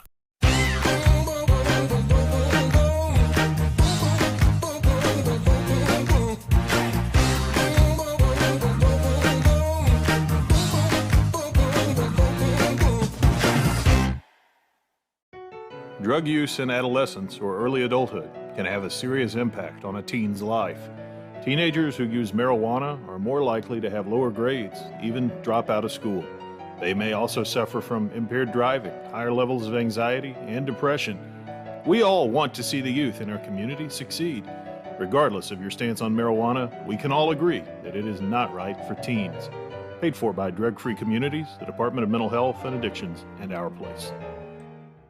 As COVID-19 continues in our community, we are seeing increased cases in the younger population. While severity may be lower, there are still many health issues associated with infection, risk of transmission to other vulnerable citizens, and increasing the rate of development of variant strains. This is why the CDC recommends you get vaccinated. For more information or to schedule a COVID-19 vaccine or test, visit www.clarkhealth.net. Again, that's www.clarkhealth.net. I'm your cat. And ever since you brought me home that day, I've been plotting to destroy you. This is 1 billion years of tiger DNA just ready to pounce. And if you got the wrong home insurance coverage, you could be coughing up the cash for this. So get Allstate and be better protected from mayhem, like meow. Contact Floyd Snobbs and Jeffersonville Allstate agent Packy Page for a quote today. You never know who you're going to run into at a Skyline. I moved to Cincinnati, and I was playing in bands. I met Michael, and we've been playing and writing music ever since. We live 300 feet from a Skyline, and we go there constantly. And I'm sure there have been multiple times where we've gone before a show and then after the show. Any time for us is Skyline time. It has a feeling kind of like those mom and pop diners, also like a deep charm for me. It's just good hangs there at Skyline.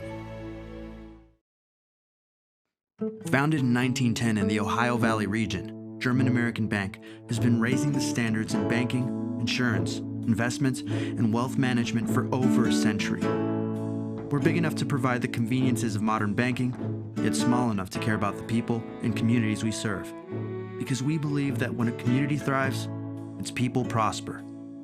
Strengthening our community since 1910. German American Bank. You're watching Southern Indiana High School football from Glycod.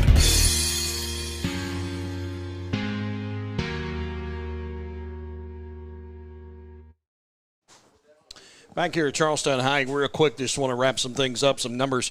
Charlestown moves to 6-2 overall, 4-2 in conference play. They've won 6 in a row now with this 24-9 victory over Salem. Salem drops to 4-2 overall, 3-2 in conference play. Snaps their 3-game winning streak. Next week they'll take on Western Washington, and then Charlestown has Eastern, the Musketeers.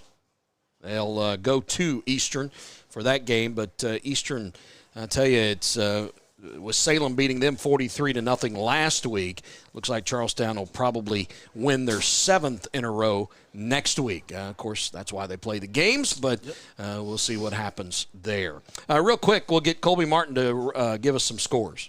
Yeah, we got some finals here. As I mentioned earlier, Brownstown Central 28, Silver Creek 27. The final, Silver Creek coming back from a big deficit at halftime. Columbus East 27, Jeffersonville 7. The final, New Albany 48 at Seymour, 14 points there with 10 minutes to go in the fourth. Providence, Corydon Central just finished. Providence 34, Corydon Central 27. Floyd Central wins 28-3 over Jennings County, and Edinburgh 48, Rock Creek 0. So there's your scoreboard. We'll come back and say goodbye in just a moment. This is Glycod.com. Founded in 1910 in the Ohio Valley region, German American Bank has been raising the standards in banking, insurance, investments, and wealth management for over a century. We're big enough to provide the conveniences of modern banking, yet small enough to care about the people and communities we serve. Because we believe that when a community thrives, its people prosper. Strengthening our community since 1910. German American Bank.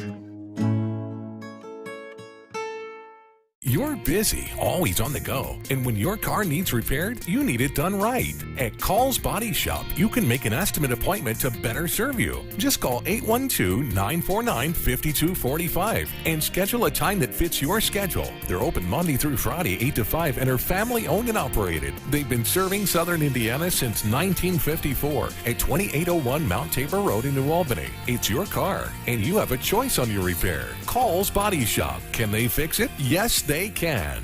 What makes a credit union different or better? As a full-service credit union for the communities we serve, Centra offers competitive rates, online convenience, and a solid network of branches and ATMs. But we think we offer something more. They looked at me as a person, not a number. I would say it's always been a good, personable experience, whether it's over the phone or actually at a Centra location. And we don't just listen to our members. We deliver new services, better rates, and lower fees. Visit Centra.org to learn more.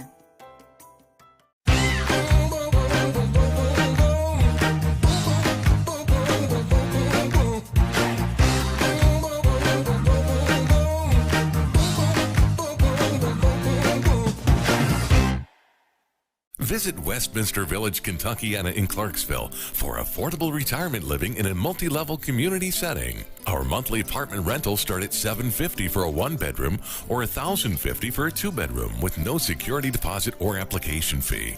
We also offer assisted living options with Medicaid waivers accepted. Call 812-282-9691 to schedule a tour or go online at westminstervillageretirement.org for a virtual tour. Experience the difference at Westminster Village, Kentuckiana.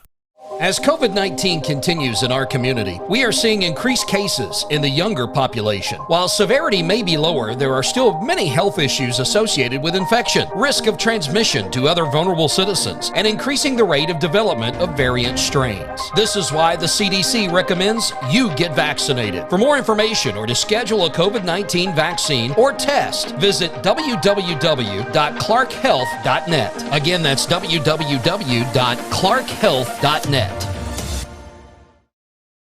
Skyline for me is like my second home. So I started off at drive-thru, and then the next thing I know, I was serving full-time. My favorite regulars are always the ones with the kids. We're just laughing, talking, catching up on whatever's going on in our lives.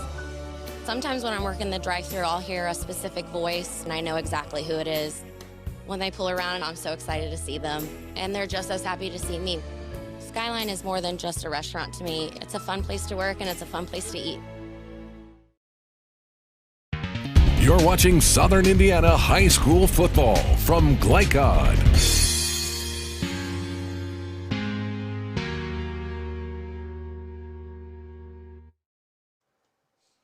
Back here at Charlestown High as we wrap things up, Twan, what'd you see tonight that you liked? I saw great defense. I'm a big fan of defensive football. I believe that when you play solid defense, you always have a chance to win.